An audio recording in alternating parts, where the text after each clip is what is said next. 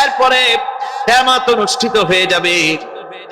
সূরা ফুরকানে আল্লাহ বলছেন, ইযা রাআতুহুম মিন মাকানিন বাঈদিন সামিউ লাহা তাগায়ুদান ওয়া যাফীরা। যখন তাদেরকে জাহান্নাম দেখতে পাবে, অর্থাৎ জাহান্নামের যখন তারা জাহান্নামের দিকে অগ্রসর হবে, তখন তারা দূর থেকেই জাহান্নামের ক্রোধ এবং তেজস্বী আওয়াজ শুনতে পাবে। জাহান্নামের আওয়াজ, বিকট আওয়াজ। ওই যে কক্সবাজারের সমুদ্র সৈকতে ভ্রমণ করতে গিয়ে সমুদ্রের তুফানের আওয়াজ শুনছেন না? কথা বলেন না কেন? সমুদ্রের তুফানের আওয়াজ শুনেছেন তো? এইটা কি? এটা কিছুই না, এর থেকে মারাত্মক আওয়াজ, তেজস্বী ক্রোধের আওয়াজ কানের মধ্যে আসতে থাকবে জাহান্নামীদের। আল্লাহ রাব্বুল আলামিন বলেন, وَإِذَا أُلْقُوا مِنْهَا مَكَانًا ضَيِّقًا مُقَرَّنِينَ دَعَوْا هُنَالِكَ ثُبُورًا। যখন তাদেরকে হাত পা বেঁধে এই জাহান্নামের কোন সংকীর্ণ জায়গায় ফেলে দেওয়া হবে, তখন দাও হুনালিকা সুবুরা, তারা তখন নিজেদের ধ্বংস এবং মৃত্যু কামনা করবে। আল্লাহ বলেন, লা তাদউল ইয়াওমা সুবুরান ওয়াহিদান ওয়াদউ সুবুরান কাসীরা। আজকে এক মৃত্যু ডেকো না, অসংখ্য মউত ডাকো। আজকে মউত আর তোমাদের আসবে না, অসংখ্যবার ডাকলেও মউত তোমাদের আসবে না। এই যে জাহান্নাম, যে জাহান্নামের দিকে তাদের নিয়ে যাওয়া হবে, আল্লাহকে অস্বীকার করলে, নবীকে অস্বীকার করলে, ইসলামকে অস্বীকার করলে, আল্লাহর নবীর নবুয়তকে অস্বীকার করলে তাদের জায়গা হবে জাহান্নাম। আর সে জাহান্নাম এত মারাত্মক, এত কঠিন জায়গা, যে জায়গা সম্পর্কে আল্লাহ পাক বলছেন, ইন্নাহু মান ইয়াতি রাব্বাহু মুজরিমান ফাইন্না লাহু জাহান্নামা লা ইয়ামুতু ফিহা ওয়া লা ইয়াহইয়া। অপরাধী হয়ে যে লোক আল্লাহর দরবারে উপস্থিত হবে, তার জন্য জাহান্নাম হবে, জাহান্নামে আল্লাহ দিবেন। আর ওই জাহান্নামে যখন লোকটা পড়ে যাবে, জাহান্নামের অবস্থা এমন হবে, লা ইয়ামুতু ফিহা ওয়া লা ইয়াহইয়া, সে বাঁচবেও না, মরবেও না, জীবন মৃত্যু একটা অবস্থা সৃষ্টি হবে। ওই জাহান্নামে নারুল্লাহিল মুকাদাতুল্লাতী তাত্তালিউ আলাল আফইদা।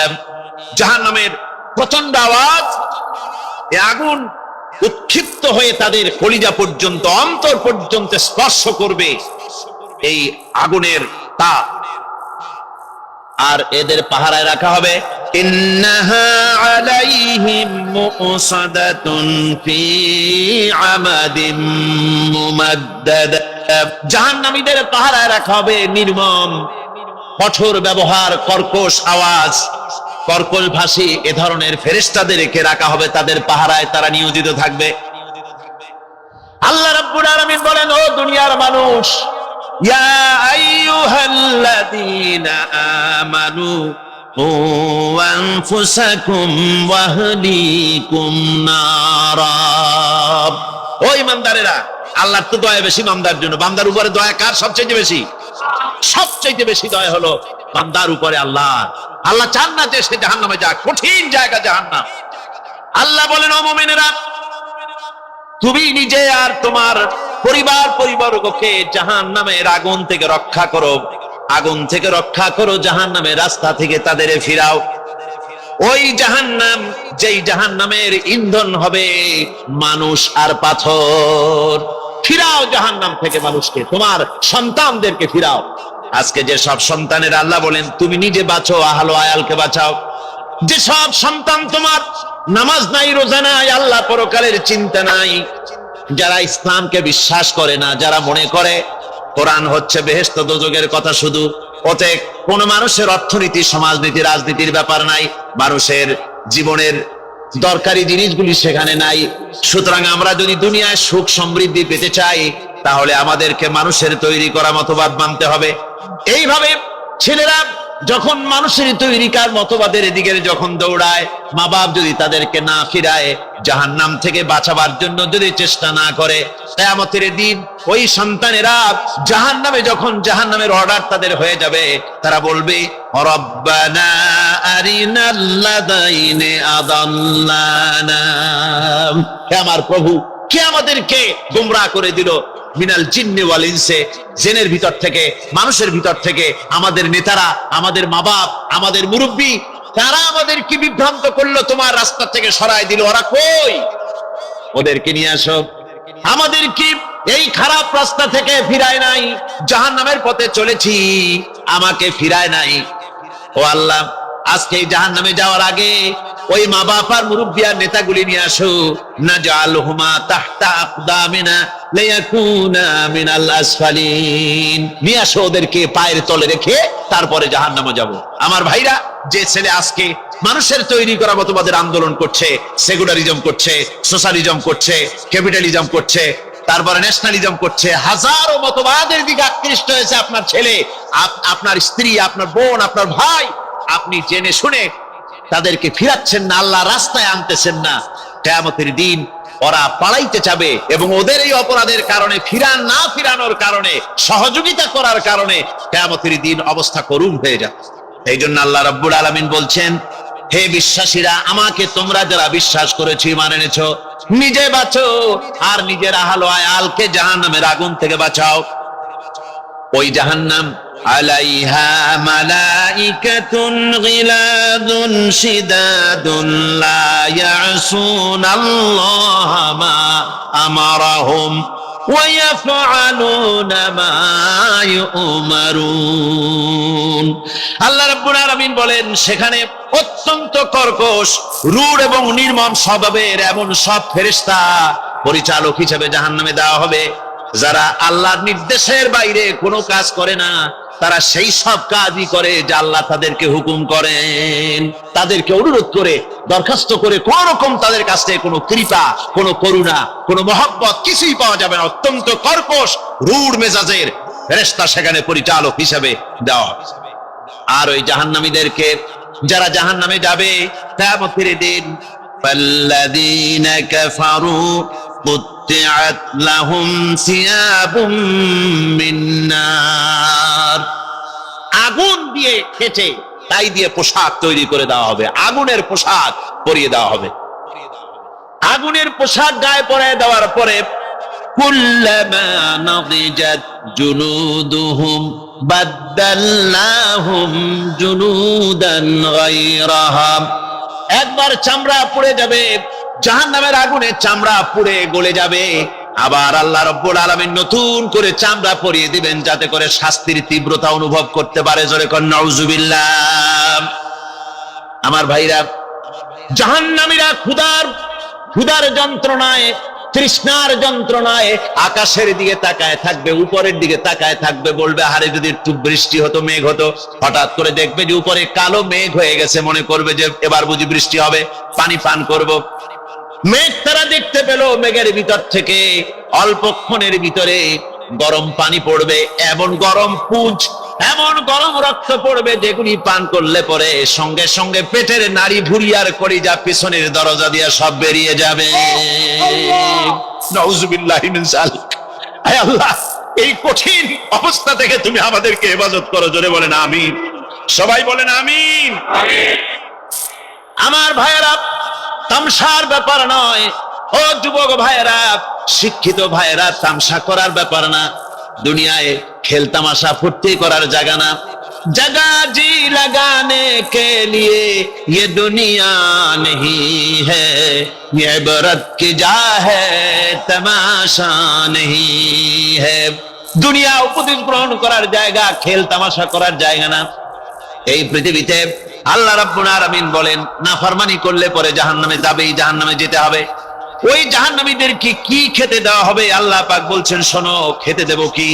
তুসকা মিন আইনিন আনিয়া, ফুটন্ত গরম পানি তাদেরকে পান করতে দেওয়া হবে।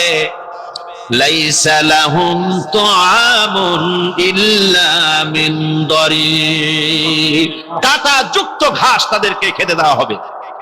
লা ইউসমিনু ওয়ালা ইউগনি মিন জু, এই খাবারে তাদের শরীর পরিপুষ্ট হবে না আর ক্ষুধাও নিবৃত্ত হবে না। আমার বন্ধুগণ, এমন কঠিন জাহান্নামের অবস্থা থেকে মাপ পাওয়ার জন্য ইমানের জোশ আসতে হবে, ইমানদার হতে হবে, আর নাফরমানিকে ছেড়ে দিতে হবে।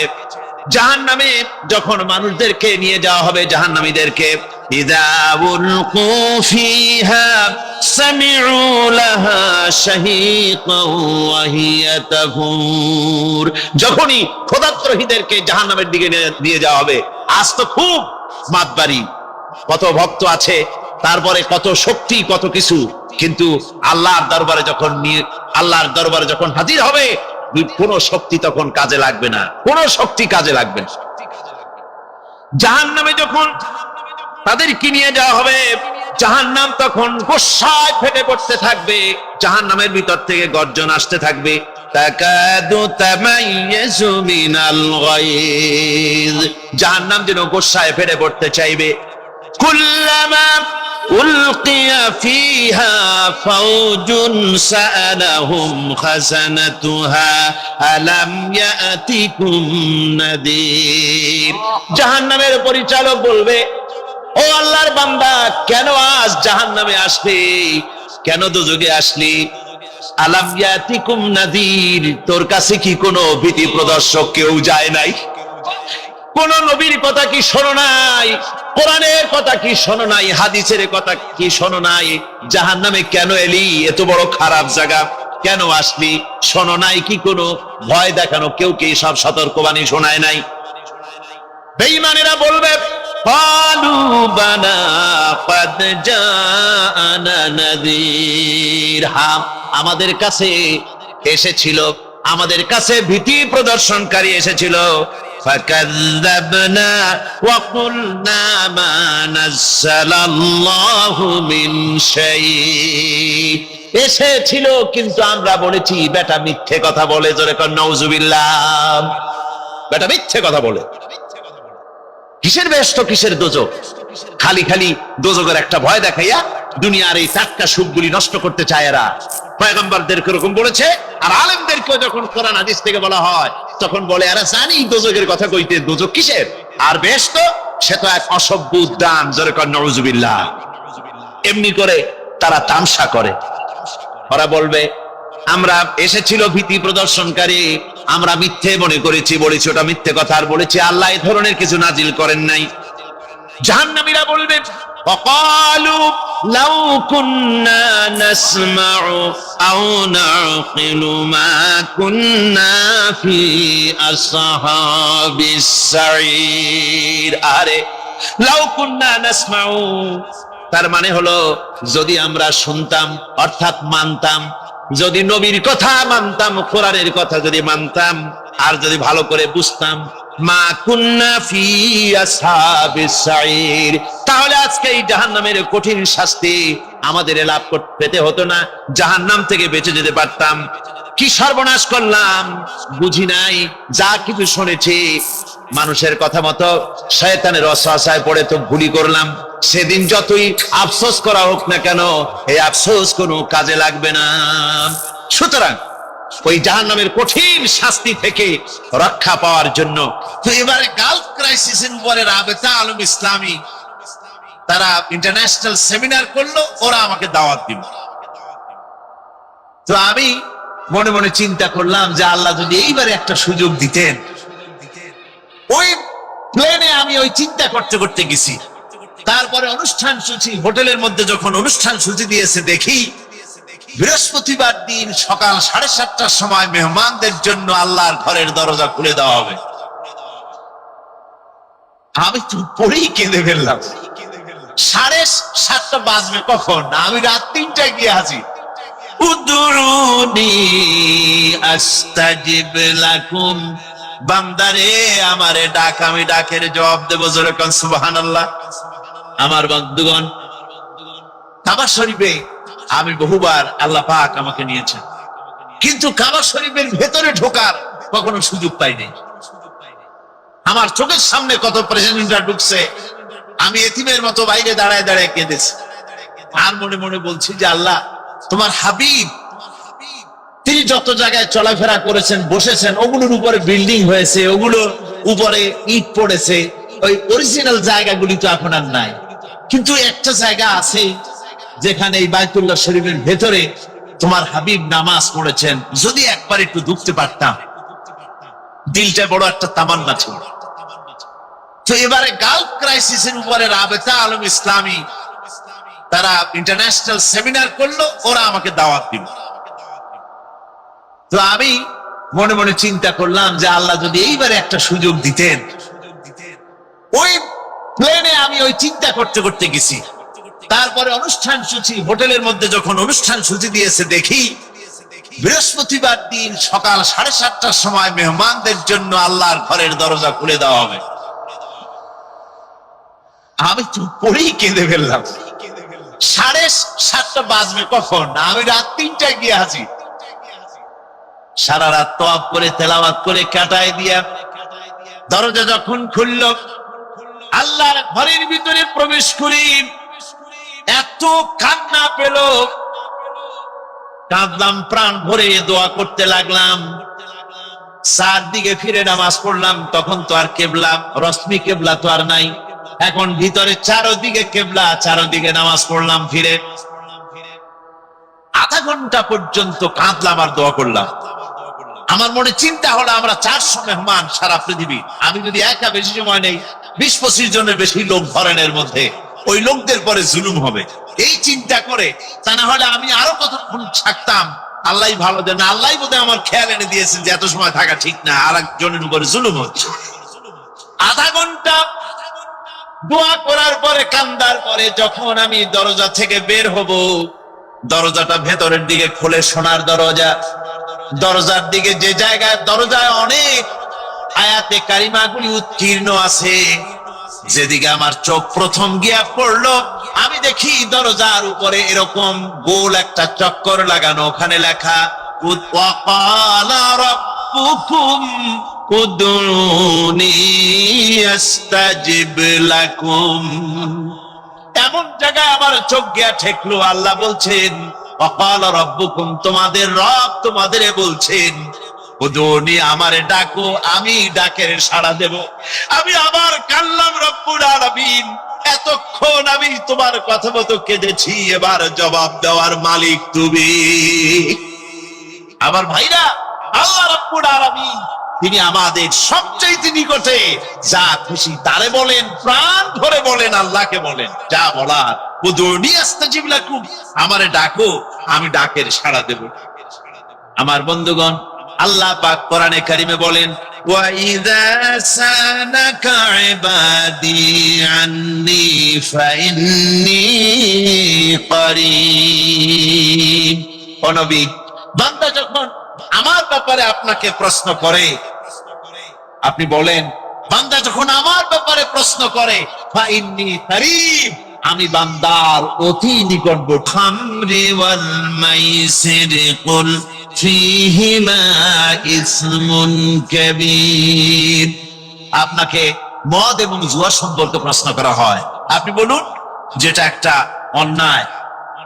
আবার প্রশ্ন করা হচ্ছে ওয়ায়াসআলুনাকা আনিল আনফাল কুলিল আনফালু লিল্লাহি ওয়ার রাসূল। আপনাকে গনিমতের মাল সম্পর্কে প্রশ্ন করা হয়, আপনি বলুন গনিমতের মাল আল্লাহ এবং তার রাসূলের জন্য। এরকম করে কোরআন শরীফে যত জায়গায় আছে ওয়ায়াসআলুনাকা, আপনাকে প্রশ্ন করা হয়, আল্লাহ তার জবাব দিয়েছেন কুল দিয়ে, আপনি বলেন।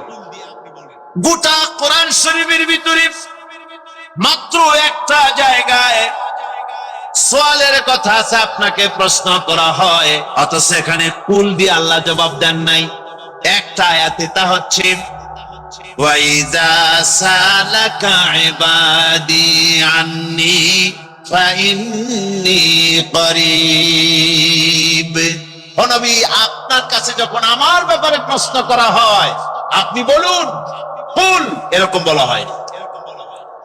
মানে হচ্ছে, একথা বোঝা যাচ্ছে আল্লাহ যেন বলতে চান, ও নবী, বান্দা এবার চাঁদের সম্পর্কে জিজ্ঞাসা করে না, রুহের ব্যাপারে জিগায় না, নারীর ব্যাপারে না, পুরুষের ব্যাপারে না, মদের ব্যাপারে না, গানিমাতের ব্যাপারে না। এবার সরাসরি আমার বান্দা আমার সম্পর্কে প্রশ্ন করেছে, সুতরাং জবাব আপনাকে দিতে হবে না, পাশে দাঁড়ান, জবাব আমি দেই। ফাইন্নী করিব। ও বান্দা, আমারে ডাক, আমার কথা জিজ্ঞেস করছো, আমি আমার সম্পর্কে প্রশ্ন করছো, ফাইন্নী করিব, আমি তো সবচাইতে নিকটবর্তী। সুবহানাল্লাহ, আমি সবচাইতে নিকট। হাদিস শরীফে এসেছে, আল্লাহ পাকের নবী, তার কাছে প্রশ্ন করা হয়েছে, নবী, বান্দা আল্লাহ সবচাইতে নিকটে যায় কখন? আল্লাহ সবচাইতে নিকটে কখন যাওয়া যায়? আল্লাহ নবী বলেছেন, বান্দা যখন সেজদায় পড়ে যায় তখন সবচাইতে আল্লাহর বেশি নিকটে চলে যায়। সেজদায় যখন মানুষ পড়ে তখন সবচাইতে আল্লাহ নিকটবর্তী হয়ে যায়। জোরে কোন সুবহানাল্লাহ। হুজুর বলেছেন, যখন নামাজে সেজদা দিবে তখন মনে করবে তোমার নাক আর কপাল আল্লাহ রাব্বুল আলামিনের কুদরতি কদম মোবারকের উপরে ছেড়ে দিয়েছে। ভাইরা আমার, আল্লাহ পাক তাই বলছেন, আমি দূরে না, আমি সবচাইতে কাছে। তোমার কত কাছে? وَنَحْنُ أَقْرَبُ إِلَيْهِ مِنْ حَبْلِ الْوَرِيدِ। আমি তোমার শাহরগ, যে রগের উপরে তোমার মাথাটা খাড়া আছে, এই রগ থেকেও আমি তোমার বেশি নিকটে। সুবহানাল্লাহ বিহামদিহি। সুতরাং এত নিকটবর্তী যে আল্লাহ পাক, সেই আল্লাহর সঙ্গে নাফরমানি করা, শিরক করা থেকে আমাদেরকে মুক্ত থাকতে হবে সব সময়ের জন্য। আমি আশা করি আমরা কথা বুঝতে পেরেছি, আমরা আল্লাহর সাথে শরীক করব না। কি বলেন, আল্লাহর সাথে শরীক করবেন? জোরে বলেন, করবে? করবেন না, কখনো করবেন না। আল্লাহর শক্তির সাথে, আল্লাহর গুণাবলীর সাথে কাউকে অংশীদার বানানো যাবে না। মাজার পূজা বন্ধ করতে হবে, কবর পূজা বন্ধ করতে হবে, এগুলি শিরকের অন্তর্ভুক্ত। এরপরে আল্লাহ রাব্বুল আলামিন বলছেন, وقال الذين كفروا إن هذا إلا إفك افتراه وأعانه عليه قوم آخرون فقد جاءوا ظلما وزورا। নবীর দাওয়াতকে অস্বীকারীরা তারা বলে যে এই কোরআন হলো নবীর বানানো, এই লোকটার বানানো। জোরে কোন নাউযুবিল্লাহ। এটা হলো নবীর বানানো। ওয়া আ'আনাহু আলাইহি কওমুন আখারুন, আর কিছু লোক এই লোকটাকে সাহায্য করে এগুলি বানাবার ব্যাপারে। আল্লাহ পাক বলছেন, ফাকাদ জাউ যুলমান ওয়া যুরা, তারা বড়ই যুলম এবং মারাত্মক মিথ্যে কথা তারা বলেছে। ওরা কোরআন শরীফকে বলতো রাসূলের বানানো, আর আল্লাহ তার এত বড় মারাত্মক কথা বললো, আর আল্লাহ তার জবাবে বললেন যে ওরা মিথ্যে কথা বলছে, জুলুম করছে। এতটুকুন বলে ছেড়ে দিলেন। আর এতটুকুন কথা বলার পর, অর্থাৎ ওরা যত বড় গুরুত্বপূর্ণ কথা বলেছে, গুরুত্বপূর্ণ একটা বিরাট মিথ্যে কথা ওরা বলেছে, ওরা এত বড় দোষারোপ করেছে, কোন চুক্তি, কোন দলিল পেশ আল্লাহ না করে আল্লাহ সরাসরি বললেন তোমরা মিথ্যা কথা বলেছো, জুলুম করেছো। এর অর্থ হচ্ছে এই যে এই কথা বলার পর ওই কাফেরেরা তো বললো না যে আমাদের কাছে দলিল আছে, আমরা খুঁজে দেখেছি মুহাম্মদ সাল্লাল্লাহু আলাইহি ওয়াসাল্লাম রে অমুক অমুক লোক তারা এই কোরআন শরীফ শিখায়, এরকম তো কেউ বলতে পারলো না। অথবা তিনি যে এই যে পরে আরেকটা কথা তারা বলছে, وقالوا أساطير الأولين اكتتبها فهي تملى عليه بكرة وأصيلا। তারা বলে পূর্বতন লোকেদের লেখা থেকে এই লোকটা রচনা করে, নকল করায় এবং সকাল সন্ধ্যা তাকে এগুলি শোনানো হয়। তো এগুলি যদি সত্যি তাই হবে, তাহলে তারা প্রমাণ করে দেখাক যে রাসূল কার সঙ্গে কথা বলে এগুলি তৈরি করেছেন এবং পূর্বতন লোকদের লেখা তার কাছে আছে কিনা এবং কে কে তার এগুলি শিখায়, দেখাও না। ওই যে আবু জেহেল, আবু সুফিয়ান, উতবা, সাইবা সব তো গিয়েছিল রাসূলের মুখে আল্লাহর কোরআন শোনার জন্য, যে তিনি এই কথা পান কোথায়, কে তারা শিখায়। ওরা নিজেরা গিয়ে এই সর্বনাশ হয়ে গেল ওদের। ওরা সারা রাত শুনলো, সারা রাত কোরআন শরীফ শোনার পর সকালবেলায় যখন কোনো সন্ধান তারা পেল না, উৎস খুঁজে পেল না, সকালবেলায় বেরিয়ে যাওয়ার সময় তারা একজন আর একজনকে বলতেছে, আবু সুফিয়ান বলছে, আবু জেহেল রে, মুহাম্মদ সাল্লাল্লাহু আলাইহি ওয়াসাল্লামের মুখে যে আল্লাহ যে বাণী শুনলাম, লাত মানাতের কসম করে বলতে পারে এটা মানুষের বানানো হতে পারে না, নিঃসন্দেহে কোন ঐশ্বরিক বাণী হবে। আবু জেহেল বলল, দেখো আমার মনে তাই বলে, কিন্তু আসল কথা হলো আমরাও যদি এই ধরনের দুর্বলতা প্রকাশ করি, তাহলে আবু বকর, ওমরের মতো আমরাও পাগলামি করে বসবো। যেরকম নাউজুবিল্লাহ। তোরা তো চেষ্টা করছিল, কিন্তু কোরআন শরীফ এটা আল্লাহ, কেউ এটা বানায়নি, আল্লাহ চ্যালেঞ্জ করেছেন। ইন কুনতুম ফি রাইবিম মিম্মা নাযালনা আলা আবদিনা ফাআতু বিসূরাতিন মিন মিথলিহি وادعوا شهداءكم من دون الله إن كنتم صادقين। আমি আমার বান্দার পরে যে কিতাব অবতীর্ণ করেছি, যদি মনে করো এটা আমার বান্দার বানানো, আমি আল্লাহর না, এটা যদি সন্দেহ হয়, তাহলে আমার কোরআনের সূরার মতো করে একটা সূরা বানায় নিয়ে আসো। সুদীর্ঘ 1500 বছরের কাছে চলে এলো, আজও পর্যন্ত কোরআনের সূরার মতো করে একটা সূরা কেউ বানাইতে পারে নাই। জোরে বলেন সুবহানাল্লাহ। পেরেছে? জোরে বলেন পেরেছে? পারে নাই। মুসাইলামা কাযযাব সে কোরআন শরীফের সূরার মতো সূরা বানাইতে বহুত কোশিশ করেছে, তারপর একটা বানাইলো, একটা বানায় ফেললো। সে বলল কি, কয় যে আমি একটা সূরা আমার উপরে নাজিল হয়ে গেছে। কি সূরা? কয় ইন্না আতাইনাকাল আকাক ফাসাল্লি লিরাব্বিকা ওয়াসআক ইন্না শানিয়াকা হুয়াল আবলা। এর অর্থ হচ্ছে, নিশ্চয়ই আমি তোমাকে আতাক পক্ষী দান করেছি, মানে হুতুম পেঁচা তোমাকে দান করেছি। ফাসাল্লি লিরাব্বিকা ওয়াসআক, অতএব তোমার রবের উদ্দেশ্যে তুমি চিৎকার করো। আর তোমার শত্রু শ্বেত এবং কৃষ্ণ বর্ণের হবে। এখন বলেন, আল্লাহর কালামের সাথে এর কি কোনো সম্পর্ক আছে? অর্থের দিক দিয়ে, লালিত্যের দিক থেকে, মাধুর্যের দিক থেকে, গাম্ভীর্যের দিক থেকে, ছন্দের দিক থেকে কোনো কিছু আছে? অথচ সূরা কাউসার কত সুন্দর। ইন্না আ'তাইনাকাল কাউসার ফাসাল্লি লিরাব্বিকা ওয়ানহার ইন্না শানিআকা হুয়াল আবতার। একটা সাথে আর একটা কি অপূর্ব মিল। আল্লাহ রাব্বুল আলামিন বলেছেন, আমার কোরআনে কারীমের সঙ্গে, কোরআনে কারীম আমার, এর ভিতরে শয়তান ঢুকতে পারে না, এটাকে কেউ রদবদল করতে পারে না।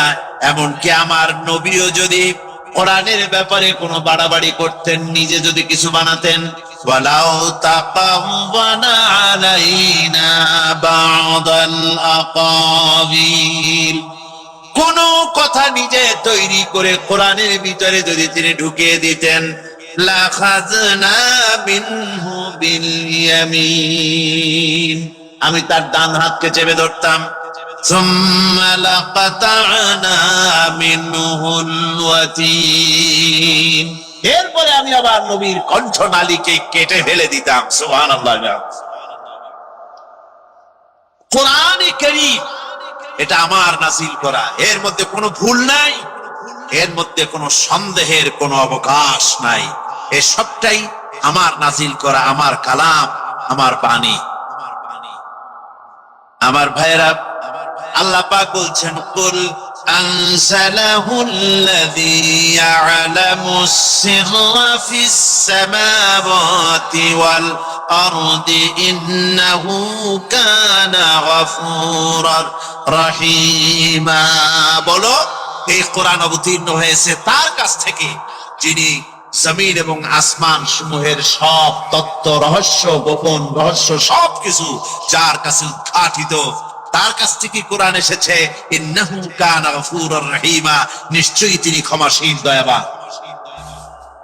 তো এই কথার সাথে ক্ষমাশীল এবং দয়াবান কথা আল্লাহ বললেন কেন? যেখানে ওরা মুহাম্মদ সাল্লাল্লাহু আলাইহি ওয়াসাল্লামকে মিথ্যাবাদী বলতেছে, মুহাম্মদ সাল্লাল্লাহু আলাইহি ওয়াসাল্লাম বানায় কোরআন বলছে, তারপরে কারো কাছ থেকে নকল করতেছে বলছে, সেইখানে আল্লাহ বলছেন আমি ক্ষমাশীল, দয়াবান। তার মানে আল্লাহ রাব্বুল আলামিন বলতে চান, এত ভাবে বুঝাইলাম যে কোরআন আমার, এই বুঝাবার পরে এখনো যদি তোমরা তোমাদের কৃতকর্মের জন্য অনুশোচনা করো, যা বলেছো তা যদি প্রত্যাহার করো, এখনো যদি কোরআন বিশ্বাস করো, এখনো যদি তোমাদের আমলকে সুসংগঠিত করো, সুসংহত করো, তাহলে আমি আল্লাহ রাব্বুল আলামিন তোমাদের পেছনের সমস্ত গুনাহ রাশি মাফ করে দেব। জোরে বলেন সুবহানাল্লাহ। এরপরে এই কাফির বেঈমানেরা তারা আবার বলল, ওয়াকালু মা লিহাদার রাসূল ইয়াকুলু আত-তাআমা ওয়া ইয়ামশি ফিল আসওয়াক লাউলা উনজিলা ইলাইহি মালাকুন ফায়াকুনা মা'হু নাযীরা। একটার পর একটা অপবাদ, দোষ। আমাদের ধর্মীয় জীবনে, সামাজিক জীবনে, রাষ্ট্রীয় জীবনে ঐক্যবদ্ধ থাকার গুরুত্ব, the importance of unity in our life। আমরা ঐক্যবদ্ধ থাকতে চাই কি চাই না? এই আপনাদের গলার আওয়াজ। আমরা ঐক্যবদ্ধ জীবন যাপন করতে চাই কি চাই না? চাই। ঐক্যের কোনো বিকল্প। নবী করিম সাল্লাল্লাহু আলাইহি ওয়াসাল্লাম ইন্তেকালের 5 দিন আগে থেকে জ্বরাক্রান্ত হলেন, রোগাক্রান্ত হলেন, জ্বরে আর মাথার যন্ত্রণায় অস্থির হয়ে যেতে লাগলেন, বেহুশ হন, আবার হুশ হন। যেদিন তিনি ইন্তেকাল করবেন তার আগের দিনেও তিনি জোহরের নামাজ পড়ার জন্য সাহাবীদের কাঁধের উপরে ভর দিয়ে নামাজ পড়তে গেছেন, পা উঁচু করে নিতে পারেন নাই, পা টেনে টেনে নিয়েছেন। তিনি সেখানে খুতবা দিলেন, বললেন, ও আমার উম্মতেরা, এই পৃথিবীতে আল্লাহ রাব্বুল আলামিন তার এক বান্দাকে পৃথিবীর সব জাগতিক সম্পদ দিতে চেয়েছিলেন, কিন্তু সেই বান্দা সব জাগতিক সম্পদকে উপেক্ষা করে আল্লাহর সঙ্গে দিদার করা বেশি পছন্দ করেছেন। কেউ কিছুই বুঝলো না। হযরত আবু বকর রাদিয়াল্লাহু তাআলা আনহু খুব কাঁদতে লাগলেন। তিনি বুঝতে পেরেছেন যে এই পৃথিবীতে সমস্ত সম্পদ দিতে চেয়েছিলেন আল্লাহ, যাকে তার নাম বিশ্বনবী, তিনি সবগুলি উপেক্ষা করে আল্লাহর সঙ্গে দিদার করা বেশি পছন্দ করেছেন। আমরা অতি তাড়াতাড়ি নবীজি থেকে নবীর এতিম হয়ে যাব। পরের দিন ইশার নামাজের রক্ত হলো, আযান হয়ে গেল, মসজিদে মুসল্লিরা ভরে গেছে, সাহাবায়ে কেরাম সব এসে গেছেন। হুজুরের জন্য বহুক্ষণ অপেক্ষা করার পর হযরতে আবু বকর রাদিয়াল্লাহু তাআলা আনহু তিনি ইমামতির জায়গায় দাঁড়ায় গেছেন। নবীজি বেহুশ অবস্থায় ছিলেন ঘরের মধ্যে। হুশ আসার পর তিনি হযরত আয়েশাকে বললেন, আয়েশা, মসজিদে নববীতে এখন কি হতেছে? তিনি বললেন, নামাজ হচ্ছে, লোকেরা আপনার অপেক্ষা করেছে, কিন্তু আপনাকে না পাইয়া দীর্ঘক্ষণ অপেক্ষা করার পর আপনাকে না পেয়ে আমার বাবার ইমামতিতে তারা নামাজ পড়তেছে, কিন্তু মুসল্লিদের মধ্যে কান্নার রোল পড়ে গিয়েছে। তাদের ধারণা হয়েছে নবীজির জায়নামাজে যখন হযরত আবু বকর দাঁড়ায় গেছে, নবীজির পিছনে নামাজ পড়া আর আমাদের কিসমতে হবে না। নবীজি বলছেন, আয়েশা রে, মসজিদে নববীর দিকের দরজাটা খুলে দাও, আমি নামাজের দৃশ্য দেখতে চাই। দরজা খুলে দেওয়া হলো। নবীজি কোন রকম মাথা উঁচু করে মসজিদে নববীতে নামাজের দৃশ্য নিজে অবলোকন করে আবার শুয়ে পড়লেন। হযরত আয়েশা লক্ষ্য করে দেখেন নবীজির চোখের পানি দিয়ে কোনা দিয়া পানি বেয়ে বেয়ে পড়ছে। হযরত আয়েশা প্রশ্ন করলেন, ইয়া রাসূলুল্লাহ, নামাজের দৃশ্য দেখি কাঁদছেন কেন? হুজুর বলেন, আয়েশা রে, এটা কোনো দুঃখের পানি নয়, আমি কাঁদতেছি এই জন্যে, এই নামাজের জামাত কায়েমের জন্য তাইফের ময়দানে অনেক রক্ত ঝরেছে, আবার উহুদের ময়দানে দান দান শহীদ হয়েছে, সাহাবায়ে কেরাম জীবন দিয়েছে। আজ আমি দেখতে পেলাম আমার উম্মতেরা জামাতে নামাজ পড়ছে। আমার ধারণা হলো ভবিষ্যতে কিয়ামত পর্যন্ত আমার উম্মতেরা এইভাবে জামাত বন্দী হয়ে নামাজ আদায় করবে। নবীজি আবার বেহুশ হয়ে পড়লেন। মসজিদে নববী থেকে আজ আর কেউ বাড়ি যায় না, সবাই কান্দে। আজ রাত বোধহয় নবীজি কাটাবেন না। মেয়েরা কাঁদতেছে, সাহাবায়ে কেরাম কাঁদতেছেন, আজওয়াজে মুতাহারাত তারা কাঁদতেছেন।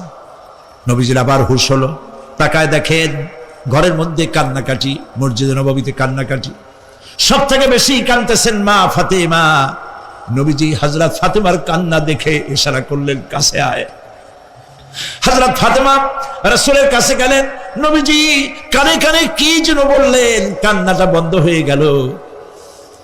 হযরত আয়েশা জিজ্ঞেস করলেন, মা তোমার আব্বা তোমার কানে কি বললো আর কান্না বন্ধ হয়ে গেল? হযরত ফাতেমা বলে, আম্মাজি আমার আব্বা আমাকে বললেন, মা ফাতিমা তোমার কান্না আমার বরদাস্ত হয় না, কেঁদো না, আমি মৃত্যুর পরে সকলের আগে তোমার সাথে আমার দেখা হয়ে যাবে। হযরত ফাতেমা বলছেন, আম্মাজি আমি বুঝতে পেরেছি আমার আব্বার এই কথার অর্থ কি। নবীজির ইন্তেকালের পরে আত্মীয় স্বজনের মধ্যে সবার আগে আমার মৃত্যু হবে আর আমার পিতার সাথে আমি মিলিত হতে পারবো। রাত যখন শেষ হয়ে এলো, নবীজির হুঁশ হয়েছে, তাকায় দেখেন হযরত জিবরাইল দাঁড়ানো। হযরত জিবরাইল নবীজির চেহারা মোবারকের দিকে তাকায় বলেন, আসসালামু আলাইকা ইয়া রাসূলুল্লাহ, আল্লাহ আপনাকে সালাম বলেছেন, আর আল্লাহ পাক জানতে চেয়েছেন আপনার মুখে আপনি কেমন আছেন। আল্লাহ জানেন আপনার অবস্থা কি, তারপরেও আপনার মুখে শুনতে চেয়েছেন আপনি কেমন আছেন। নবীজি বলছেন, জিবরাইল বড় কষ্টে আছি, বড়ই যন্ত্রণা, বড়ই কষ্ট। হযরত জিবরাইল বলছেন, ইয়া রাসূলুল্লাহ আজকে এক নতুন ফেরেশতা আমি সাথে করে নিয়ে এসেছি। এই ফেরেশতা পৃথিবীর কোন নবী অথবা কোন মানুষের কাছে যাওয়ার জন্য অনুমতি চায় না, আজ আপনার কাছে অনুমতি ভিক্ষা চায় কাছে আসার জন্য। ওই ফেরেশতার নাম হচ্ছে মালাকুল মউত। হযরত মালাকুল মউত বলেন, ইয়া রাসূলুল্লাহ এই পৃথিবীতে আদম আলাইহিস সালাম থেকে নিয়ে পর্যন্ত কোন মানুষের জান কবজের জন্য আমার অনুমতি চাওয়া লাগে নাই, আর কোনোদিন লাগবে না। আজ আমি আসার সময় আল্লাহ বলেছেন আপনার জান কবজের জন্য আমি যেন আপনার কাছে অনুমতি ভিক্ষা চাই। নবীজি বলছেন, আমি যদি অনুমতি না দেই তো কি হবে? হযরত মালাকুল মউত বলছেন, ইয়া রাসূলুল্লাহ অনুমতি যদি না দেন আমি ফেরত চলে যাব, আমাকে সেভাবেই বলা হয়েছে। হযরত জিবরাইল বলেন, ইয়া রাসূলুল্লাহ আল্লাহ রাব্বুল আলামিন আপনার দিদারের ইন্তজার করতেছে। নবীজি বলছেন, মালাকুল মউত তুমি জান কবজের কাজ শুরু করো। মালাকুল মউত যখন কাছে এসেছে, রাসূল জিজ্ঞেস করলেন, আয়েশা ঘরে যে কয়েক টুকরা স্বর্ণ ছিল সেগুলোর কি অবস্থা? ছোট ছোট 6 টুকরা স্বর্ণ ছিল। হযরত আয়েশা বলছেন, হুজুর আমি এগুলো রেখে দিছি। হুজুর বলছেন, না রাখতে পারবে না, আমার ইন্তেকালের আগে খয়রাত করে দাও। মুহাম্মদ সাল্লাল্লাহু আলাইহি ওয়াসাল্লাম আল্লাহর কাছে অবস্থায় উঠবে না যে তার ঘরের ভিতরে সোনা ছিল, দিয়ে দাও, খয়রাত করে দিয়ে দাও। হযরত মালাকুল মউত রাসূলের জান কবজ শুরু করে দিলেন। রাসূলুল্লাহ জীবনের শেষ কথা বললেন, আসসালাত আসসালাত ওয়া মা মালাকাত আইমানুকুম। আমার উম্মতেরা বিদায় লগ্নে বলে গেলাম, নামাজ নামাজ নামাজ ছেড়ে দিও না। প্রিয় ভাইরা, নবী করিম সাল্লাল্লাহু আলাইহি ওয়াসাল্লাম জীবনের শেষ কথা বলে গেছেন নামাজ। সেই নামাজে আমাদের যত সব অবহেলা, স্ত্রীকে নামাজ পড়ান, বউকে নামাজ পড়ান, ছেলে মেয়েকে নামাজ পড়ান। দোকানদার ভাইরা যখন আজান হয়ে যাবে দোকান বন্ধ করে দেন, আপনি আপনার কর্মচারীরা নামাজ পড়তে যান। যতটুকু প্রিয় ভাই সব, আল্লাহ রাব্বুল আলামিন পরীক্ষার জন্য আমাদেরকে এই ময়দানে ছেড়ে দিয়েছেন। প্রশ্ন কি হবে আল্লাহ সব বলে দিয়েছেন। প্রশ্ন কি হবে? তোমার যৌবন, এ ব্যাপারে প্রশ্ন করা হবে। কোন পথে ইনকাম করেছো প্রশ্ন করা হবে। কোন পথে খরচ করেছো প্রশ্ন করা হবে। দ্বীনের ইলম যতটুকু হাসিল করেছিলে তার কতটুকু নিজে পালন করেছো, আর দ্বীনের দাওয়াত কতটুকু মানুষের কাছে পৌঁছায়ছো।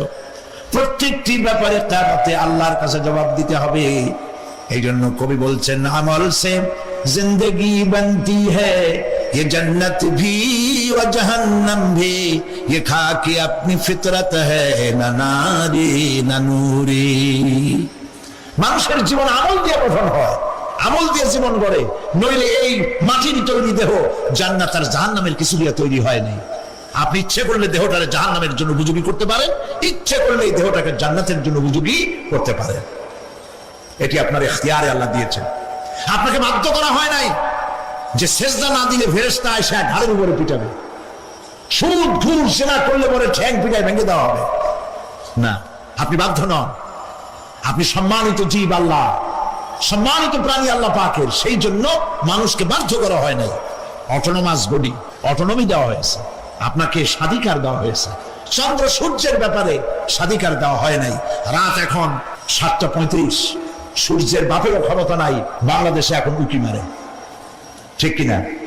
সে এখন আমেরিকায় রোদ দিচ্ছে, তাপ দিচ্ছে আমেরিকায়। ওকে নির্ধারণ করা হয়েছে যেভাবে, সেইভাবেই করতে হবে। পানি বলেন, পাহাড় বলেন, পাখি বলেন, চন্দ্র বলেন, গ্রহ বলেন, নক্ষত্র বলেন, সব জিনিস বাই হুক অ্যান্ড ক্রুক আল্লাহর হুকুম মানতে বাধ্য। কোরআনে কারীম আল্লাহ পাক বলেছেন, আফা গায়রা দীনিল্লাহি ইয়াবগুন ওয়া লাহু আসলামা মান ফিস সামাওয়াতি ওয়াল আরদি তাওআন ওয়া কারহা। আল্লাহর দেওয়া জীবন ব্যবস্থা ছেড়ে দিয়ে তোমরা কি অন্য কোন মতবাদ তালাশ করো? ওয়ালাহু আসলামা মান ফিস সামাওয়াতি ওয়াল আরদ, অথচ আকাশে যা আছে, জমিনে যা আছে, সব আনুগত্যের মস্তক আমার সামনে অবনত করে দিয়েছে। সুবহানাল্লাহ। মানুষকে আল্লাহ পাক ইখতিয়ার দিয়েছেন, ইচ্ছে করলে মাহফিলে আসতে পারেন, ইচ্ছে করলে সিনেমায় ঢুকতে পারবেন, অসুবিধা নেই। অসুবিধার জন্য কিয়ামত, ওখানে হিসাব হবে। এখানে আপনি সূর্য চন্দ্র ফেরেশতা, ফেরেশতারও কোনো মাজাল নাই, কোনো ইখতিয়ার নাই আল্লাহর হুকুমের বাইরে কিছু করে। আল্লাহ যা করতে বলেছেন তাই করতে হবে, এর বাইরে এক চুলও নড়তে পারবে না। কিন্তু মানুষ সেবা করতে পারবে। মানুষ ইচ্ছে করলে নামাজ রোজা ছাড়তে পারে, ইচ্ছে করলে আল্লাহর অমান্য করতে পারে। এটা তার বিচারের জায়গা না, এটা হলো পরীক্ষার জায়গা। এটা কিসের জায়গা? পরীক্ষার জায়গা। এখানে আপনি কামাই করলে ওখানে কিছু পাবেন, এখানে কামাই না করলে কিছু পাবেন না। আরো সোজা করে বলি, কোন কৃষক, যে কৃষক আষাঢ় মাসে শ্রাবণ মাসে জমিন চাষ করে না, পৌষ মাসে তার গোলায় ধান আসবে? কথা বুঝেন নাকি বুঝেন না? পৌষ মাসে গোলায় ধান আসবে? কোনো পাগলও বলবে না যে তুমি তো চাষই করো নাই, তুমি জমিনে, তোমার জমিনের ফসল তোমার ঘরে আসবে কেন? কাজী এই দুনিয়ায় পরীক্ষা দিলে এখানে রেজাল্ট হয়, এখানে কাজ লাগাইলে এখানে ফল দেয়। কিন্তু মানুষের জন্য আল্লাহ পাক যে আমল তৈরি করেছেন, পরীক্ষা নেবেন, সেই পরীক্ষার রেজাল্ট এখানে হবে না। পরীক্ষার রেজাল্ট আউট হবে কোথায়? আখিরাতে। বলেন সবাই, কোথায় হবে? পরীক্ষার রেজাল্ট আউট হবে কোথায়? আখিরাতে। এখানে আপনি যা কামাই করবেন এখানে রিটার্ন দেওয়া হবে না। এখানে যা কামাই করবেন সমস্ত কামাই 700 গুণ বর্ধিত আকারে কিয়ামতে আল্লাহ আপনার হাতে ধরাই দিবেন। আল্লাহর ওয়াদা কখনো মিথ্যা হয়? মিথ্যা হয় রাজনৈতিক দলের নেতারা, এই জাতীয় লোকেরা যারা মঞ্চে আসে আর বলে যে এবার আমাদের ভোট দেন, আমরা ক্ষমতায় যাইতে পারলে আপনারা না খাইয়া কেউ মরবেন না। কিন্তু কি খাইয়া মরবে তাও কয় না। সেদিন শুনলাম এই যে নির্বাচন এখন একটা চলতেছে, স্লোগান বাপ দাঁড়াইছে, ছেলে তো বলে রহিম ভাই আমার ভাই, তোমার বাপের নাম রহিম। তারপরে শুনলাম বলতেছে বেগুন ভাইয়ের চরিত্র, আজকের নাম রাখে তো আদর করে বেগুন পটল, বেগুন ভাইয়ের চরিত্র ফুলের মতো পবিত্র। আমি আরেকজনের পাশে থেকে কইল যে নামাজ পড়ে না, একক তো এমনই ফুলের মতো চরিত্র। তো দুনিয়ার ময়দানে আপনি যা কামাই করবেন এখানে রেজাল্ট আউট হবে, এখানে আপনি পাবেন ফল, এখানে পাবেন। যা করবেন এখানে গাছ লাগাবেন, ফল লাগাবেন, এখানে পাবেন।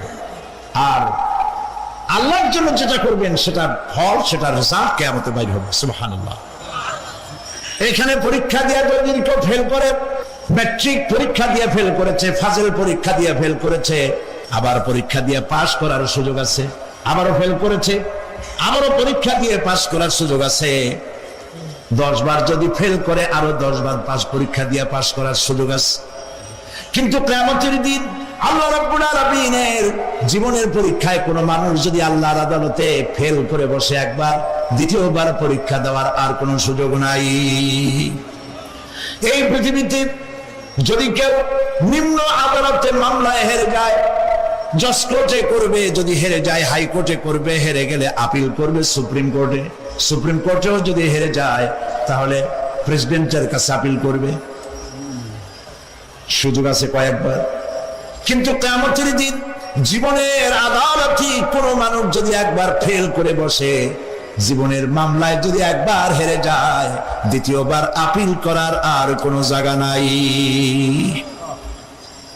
সে আখিরাতে রেজাল্ট আউট হবে। আমরা সব মরে যাব, আমরা সব কি হব? সব মরে যাব। আল্লাহ পাক আমাদেরকে উঠাবে না। মানুষকে কবরে রাখার সময় আমরা কি বলি? মিনহা খালাকনাকুম, জানেন না? পড়েন, মিনহা খালাকনাকুম ওয়া ফিহা নুঈদুকুম ওয়া মিনহা নুখরিজুকুম তারাতান উখরা। এই মাটি দিয়ে তোমাকে তৈরি করা হয়েছিল, এই মাটির মধ্যে রেখে গেলাম, এর থেকে আবার তোমাকে উত্থিত করা হবে। কে বলতেছেন কথা? আল্লাহ পাক বলছেন, আল্লাহ তাআলা বলছেন। কি নিষ্ঠুর এই পৃথিবী! ভেবে দেখেছেন কি একবারও কি ভেবে দেখেছেন এই পৃথিবী কত নিষ্ঠুর? এই সন্তান সন্ততি সব একটি মোহ, একটি মায়া, একটি মহব্বত, একটি প্রতারণা। যে বইয়ের জন্য হারাম ইনকাম করেছেন, যে সন্তানদের জন্য হারাম ইনকাম করেছেন, জান দিলেন, রক্ত দিলেন, জীবন দিলেন, সারা রাত কষ্ট করেছেন, দৌড়দৌড়ি করেছেন, যখন মরে গেলেন যে বাচ্চাটা আপনি করে না দিলে কলিজা ঠান্ডা হয় না, সেই বাচ্চা বলবে, মাকে বলবে, মা বাপের লাশ যে রুমে আছে আমার সেখানে নিও না, আমার ভয় করে। ঠিক কিনা? স্ত্রীও আরো 2-1 লোক না হলে লাশের ঘরে থাকতে পারবে না, তারও ভয় করবে। থাকলে বড় জোর মা থাকতে পারে, বাপ থাকতে পারে। যাকে বিবাহ করার পর অনেক সন্তান আছে, মা বাপকে চোখে দেখতে পারে না, বল কথা মতো মায়ের সাথে কথা বলা বন্ধ করে দেয়। হয়তো কুমিল্লা এরকম নাও থাকতে পারে।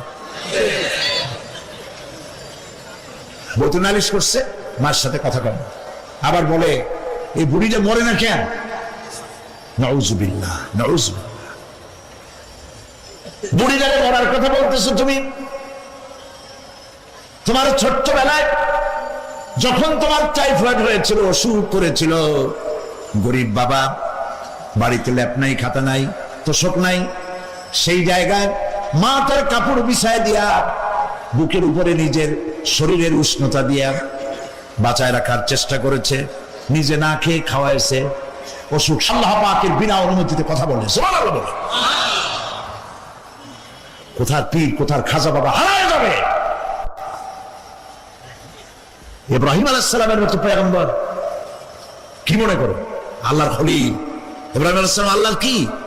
আল্লাহর খলিল। আল্লাহর খলিল কিয়ামতের দিন বলবেন, আল্লাহ পাক, আয় আল্লাহ তাআলা, আমার বাপের কাছে আমার একটা ওয়াদা ছিল, আমি সুপারিশ করবো তার জন্য, তুমি দয়া করে আমার বাপকে জাহান্নাম থেকে ক্ষমা করো, আমি তার জন্য সুপারিশ করতেছি। আল্লাহ তাআলা বলবেন, ইব্রাহিম, তোমার সুপারিশ মঞ্জুর হলো না।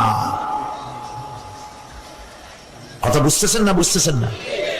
ইব্রাহিম আলাইহিস সালাম যদি বাপের জন্য সুপারিশ করতে না পারে, ইব্রাহিম আলাইহিস সালাম তিনি যদি তার বাপের জন্য সুপারিশ করে যদি ব্যর্থ হন, আপনার পিসাব কোন কামে লাগবে চিন্তা করেন। নবী করিম সাল্লাল্লাহু আলাইহি ওয়াসাল্লামকে প্রশ্ন করা হয়েছে, হে রাসূল, আপনার আব্বা আম্মার অবস্থা কি হবে? কথা কি শোনেন নাকি? আপনার আব্বা আম্মার অবস্থা কি হবে? নবী করিম সাল্লাল্লাহু আলাইহি ওয়াসাল্লাম বলেছেন, আমি আমার আব্বা আম্মার কোনো উপকারে আসব না। ইন্না লিল্লাহি ওয়া ইন্না ইলাইহি রাজিউন। তাহলে কোন সাহসে মনে করতেছেন কোন পীর কোন একটা বিদেশ থেকে, দেশের থেকে একটা নাজিল হলো আর ওইটার পিছনে পিছনে দৌড়াবেন, সে আপনারা নাজাত দেবে, তার পায়ে চুমা খাবেন? এই পায়ে হাত দিয়ে কত মুসিবত বাঁধতেন। টাকা ইনকাম করার জন্য মানুষকে ভুল পথে পরিচালিত করছে অনেক পীর, আছে না? খালি মানুষের টাকা দেয়, জামায় অনেক পকেট, খালি টাকা নেওয়ার সমানে ডুবাইতে থাকে চতুর্দিক দিয়া। বাইরে বোঝার উপায় নাই, কিন্তু অনেক পীর আছে এমন, ঢাকা শহরে বড় বড় মার্কেটের মালিক, আমি জানি, বড় বড় মার্কেটের মালিক, বিরাট ব্যবসায়ী, জামা পরিষ্কার করে না 2 মাসেও। মানুষকে দেখাবার জন্য গামছাটা নাকের কাছে ধরে ফট ফট করে আওয়াজ করে, মনে হয় যেন কাঁদতেছে। আজ মিশাল প্রচন্ড হাবিজাবি জিকির শিখায়। লা ইলাহা কতক্ষণ, ইল্লাল্লাহ কতক্ষণ, আল্লাহ আল্লাহ কতক্ষণ, কোথায় পাইছো? ইল্লাল্লাহ ইল্লাল্লাহ কিসের জিকির? ইল্লাল্লাহ মানে কি? আল্লাহ ছাড়া, আল্লাহ ছাড়া, আল্লাহ ছাড়া, আল্লাহ ছাড়া কি? কাজী রাসূলুল্লাহ যা করেন এগুলি বেদাত। এই সব পীরের পাশে যাবেন না, মনে থাকবে।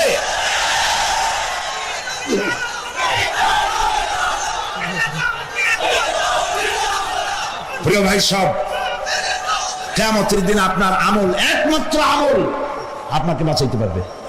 এই কোরআন শরীফে আল্লাহ পাক বলেছেন, ইয়া আইয়ুহাল্লাযীনা আমানু আবতাগু ইলাইহিল ওয়াসিলা, হে বিশ্বাসীরা ওসিলা ধরো। ধুরন্ধর এক শ্রেণীর লোকেরা এর অর্থ করেছে পীর ধরো। দুনিয়ার কোন তাফসীর, যত মুফাসসির পৃথিবীতে জন্মগ্রহণ করেছেন, কোন মুফাসসির এটা বলেন নাই আবতাগু ইলাইহিল ওসিলার মানে হলো পীর ধরো। বরং সমস্ত তাফসীর মুহাক্কিকিন বলেছেন আবতাগু ইলাইহিল ওসিলা আই আমল সালেহ, নেক আমলের ওসিলা ধরো। সুবহানাল্লাহ, নেক আমলের ওসিলা ধরো। প্রিয় ভাই সব, ধান্দাবাজি ছাড়তে হবে। কিয়ামতের দিন মানুষ একেবারে অসহায় হয়ে যাবে, কেউ সাহায্য করবে না। সেই দিন প্রশ্নপত্র সামনে আসবে, আমলনামাগুলি বেঈমানের পিছন দিক থেকে বাম হাতে আসবে, আর ইমানদারের সামনে থেকে ডান হাতে আসবে। আমলনামা হাতে পাওয়ার সঙ্গে সঙ্গে বেঈমান বুঝে ফেলবে তার জায়গা কোথায়। কলিজা তখন গলার কাছে। আল্লাহ রাব্বুল আলামিন কোরআন শরীফের ভিতরে বলেছেন, লাশ-শামসু ইয়ামবাগি লাহা আন তুদরিকাল কামারা ওয়ালাল লাইলু সাবিকুন নাহার ওয়া কুল্লুন ফি ফালাকি ইয়াসবাহুন। প্রবল জ্ঞানী হইবে যাহারা, আপন মনেতে বুঝিবে তাহারা, রাত্রি পারে না আগে যাইবার, দিনের স্থান করি অধিকার। চন্দ্র বাদে না সূর্যের গায়েতে, সূর্য পারে না চন্দ্রকে ধরিতে, যার যে স্থান বহাল রাখিয়া ভ্রমণ করিছে খোদাকে ডরিয়া। একটি নির্ধারিত সময় সীমা পর্যন্ত আপন আপন কক্ষপথে সব দৌড়াদৌড়ি করবে, কারো সাথে অ্যাক্সিডেন্ট হবে না কারো। ওয়াকুল্লুন ফি ফালাকি ইয়াসবাহুন, যা আছে মহাশূন্যে সব ঘুরতেছে। কে বলে? বলেন সবাই, কে বলছে? কোন সূরা? সূরা ইয়াসিন। আবার শুনুন, আল্লাহ পাক ফয়সালা দিচ্ছেন, ঘোরে কেডা? শুধু সূর্য ঘোরে না, শুধু চন্দ্র ঘোরে না, আল্লাহ মহাশূন্যে যা রেখেছেন সব ঘুরতেছে, সবই সন্তরণশীল, সব গতিশীল। সুতরাং ফয়সালা তো আল্লাহর কাছ থেকে নিতে হবে। পৃথিবী সৃষ্টি করেছেন, মানব গোষ্ঠী সৃষ্টি করেছেন এবং মানুষের প্রয়োজন মিটিয়েছেন। এই মানুষগুলিকে কে সৃষ্টি করেছে? মানুষ সৃষ্টির ব্যাপারেও দার্শনিকরা মানুষদেরকে বিভ্রান্ত করে। যা কলেজে বিশ্ববিদ্যালয় পড়ানো হয়, এই কোরআন শরীফ বিশ্ববিদ্যালয়ে পড়ানো হয়? হ্যাঁ হয়। কয়েকটা আয়াত, কয়েকটা সূরা পরীক্ষায় পাস করার জন্য একটু একটু অপশনাল রেখে দেওয়া হয়েছে। বর্তমান যে শিক্ষা কমিশন, শামসুল হক শিক্ষা কমিশন রিপোর্ট মন্ত্রী পরিষদে অনুমোদন করেছে বর্তমান সরকার। এই শিক্ষানীতিতে বলা হয়েছে ক্লাস 1 থেকে নিয়ে ক্লাস 5 পর্যন্ত ধর্মীয় শিক্ষা দিতে দেওয়া হবে না। তাহলে ক্লাস 5 পর্যন্ত যদি ধর্মীয় শিক্ষা না থাকে, তাহলে ক্লাস 6-7-এ ওঠার পর আরবি যাওয়ারা, বাজাবর বা আনাকুম জানাকুম ছেলেরা পড়বে? মেয়েরা পড়বে? আসল উদ্দেশ্য হলো ইসলাম থেকে জাতিকে দূরে সরাবার জন্য ষড়যন্ত্র। এই সরকারের প্রণীত শিক্ষানীতি আমরা মানি না। আপনারা মানেন? যেই মাদ্রাসা মানুষের চরিত্র সৃষ্টি করে, বর্তমান সরকার সেই মাদ্রাসাগুলি একটা একটা করে ধ্বংস করার পরিকল্পনা গ্রহণ করেছে। সুতরাং আসল শিক্ষা হলো কোরআনের কাছে। আসল শিক্ষা কোথায়? কোরআনের কাছে। কোরআন যদি শিখানো হতো, কলেজে বিশ্ববিদ্যালয়, তাহলে গতকাল চট্টগ্রাম বিশ্ববিদ্যালয় থেকে যেসব ছেলেরা বিশ্ববিদ্যালয় কর্তৃপক্ষ কর্তৃক বরাদ্দকৃত, হাইজ্যাক করা নয়, বরাদ্দকৃত 4খানা বাস দিয়ে কোরআন শুনতে আসতে চেয়েছিল, বর্তমান সরকারের তথাকথিত সোনার ছেলেরা আসতে দিল না। কোরআন যদি তারা পড়তো তাহলে কোরআন শরীফ শুনতে তারাও আসতো। কপাল পড়া। জোরে বলেন কি? আরো জোরে বলেন কি? কপাল পড়া। সব ভালো লাগে, কোরআন ভালো লাগে না। এদেরকে শিখানো হয়েছে, আরে তোমরা তো মানুষ না। বলে আমরা কি? তো তোমাদের ডারউইন বাবাজি বলে নাই, শোনো নাই? কি পড়ো টড়ো তোমরা, বুদ্ধি শুদ্ধি রাখো না। ডারউইন বলেছে, থিওরি অফ ইভলিউশনের মধ্যে বলেছেন মানুষ মানুষ না। বলে কি? মানুষ হলো বান্দর। কপাল পোড়া। কি কপালে লেখা থাকে? কাজে কামে প্রকাশ হয়ে যায়। ডারউইন বলল মানুষ মানুষ না। আল ফ্রয়েড বললেন মানুষ হলো মানুষই ঠিক, তবে মানুষ হলো সেক্স সর্বস্ব জীব। সেক্স সমস্যার সমাধান করলে মানুষের সব সমস্যার সমাধান হয়ে যাবে। কার্ল মার্কস বললেন মানুষ হলো পেট সর্বস্ব জীব, পেট সমস্যার সমাধান করে দিলে সব সমস্যা শেষ। আর ডারউইন বললেন মানুষ মানুষই না, মানুষ কি? বলে বান্দর। ওরাং ওটাং শিম্পাজি আর ব্যাং থেকে মানুষের উৎপত্তি হয়েছে। আমি যখন জীবনের প্রথম শিম্পাজি দেখলাম, ওরাং ওটাং দেখলাম, তখন আমি মনে করেছি যে ডারউইন খামোখা ভুল করে নাই। এইটা দেখেই ও মনে করেছে যে এই হচ্ছে আমার মাতামহের গোষ্ঠী, এ হলো পিতামহের গোষ্ঠী। আপনারা একটু মাথা কাটায় চিন্তা করেন, মানুষ যদি বান্দর থেকে হবে, আজও বানর ফরেস্ট এরিয়া আছে কিনা বাংলাদেশে? চিল্লায় বলেন আছে কিনা? তো মানুষ যদি বান্দর থেকেই হবে, আপনারা কি কোনোদিন দেখেছেন যে একটা বান্দরের কোমর পর্যন্ত মানুষের মতো হয়ে সারছে? আর কিছুদিন গেলেই পুরো মানুষ হয়ে যাবে। গলা পর্যন্ত মানুষের মতো হয়ে গেছে, আর কদিন গেলেই মানুষ হয়ে যাবে। দেখছেন কখনো? আচ্ছা আপনারা বলেন, পাবদা মাছ আপনারা চট্টগ্রামে কি বলেন? পাবদাই বলেন।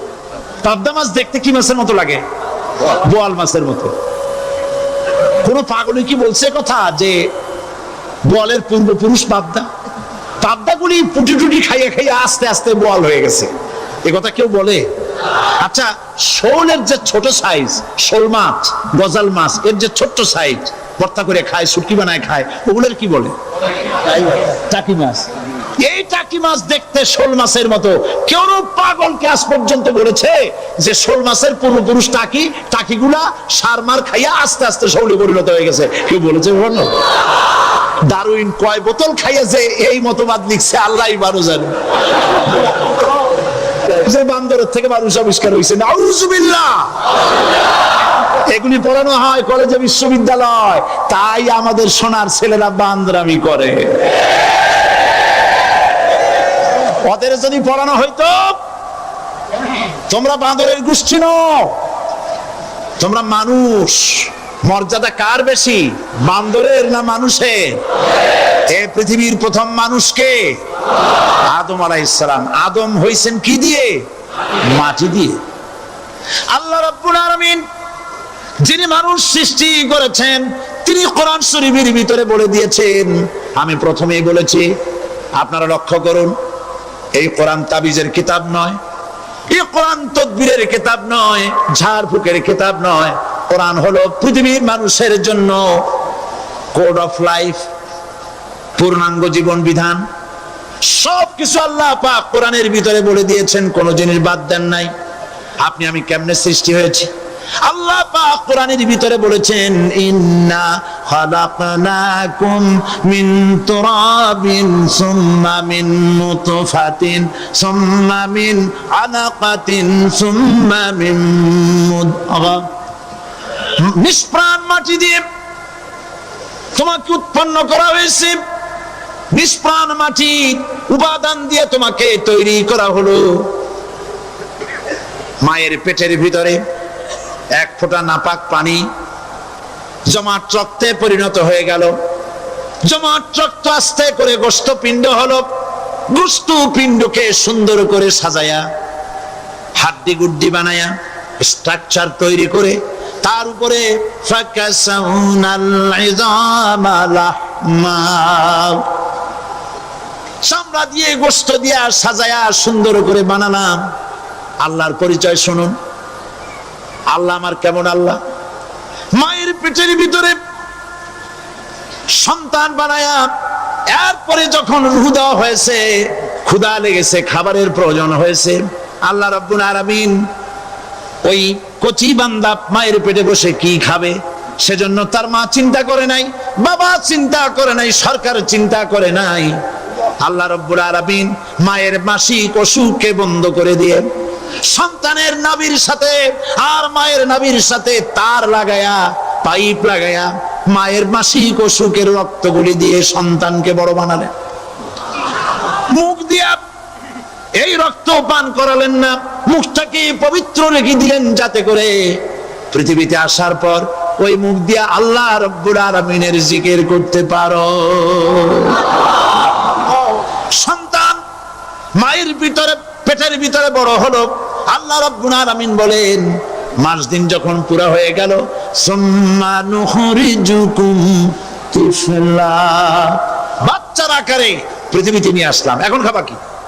পৃথিবীতে যখন বাচ্চা এলো তখন তার পেটের সাথে যে সংযোগ ছিল মায়ের নাভির সাথে আর সন্তানের নাভির সাথে, সেই সংযোগ তার আর কি থাকলো? কি করা হলো? কেটে দেওয়া হলো। লক্ষ্য করুন, খাবারের জন্য একটি মাত্র পাইপ আল্লাহ লাগাইছিলেন, পৃথিবীতে সন্তান আসার সঙ্গে সঙ্গে পাইপটা কেটে দেওয়া হলো।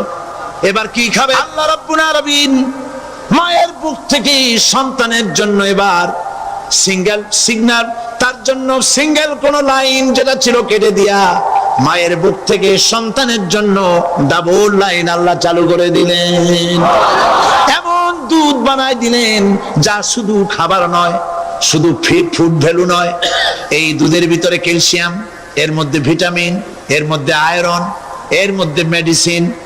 দুনিয়ার এই সন্তান ছিল ফি কারারিম মাকিন, সুরক্ষিত জায়গার ভিতরে ছিল, কোনো পলিউশন সেখানে যেতে পারতো না, রোগের জার্ম সেখানে যেতে পারতো না। দুনিয়ায় এলো দূষিত আবহাওয়ার ভিতরে, এই সন্তানকে এখনই অ্যান্টিবায়োটিক খাওয়ালে পরে অসুবিধা হবে। আল্লাহ রাব্বুল আলামিন মায়ের দুধের ভিতরে ঔষধ দিয়া রোগের প্রতিষেধক বানায়া দিলেন। এ হলো আমার আল্লাহ। এ আমার কে? আল্লাহ। জোরে বলেন আল্লাহ। আল্লাহ আল্লাহ রাব্বুল আলামিন মায়ের দুধ দিয়ে সন্তানকে বড় করলেন আর শোনায় দিলেন, খবরদার এই মায়ের সাথে, এই বাপের সাথে নাফরমানি করবি না। মা বাপের জন্য আমার কাছে দোয়া করবে, রব্বির হামহুমা কামা রব্বায়ানি সগীরা। সবাই পড়েন আমার সাথে, রব্বির হামহুমা কামা রব্বায়ানি সগীরা।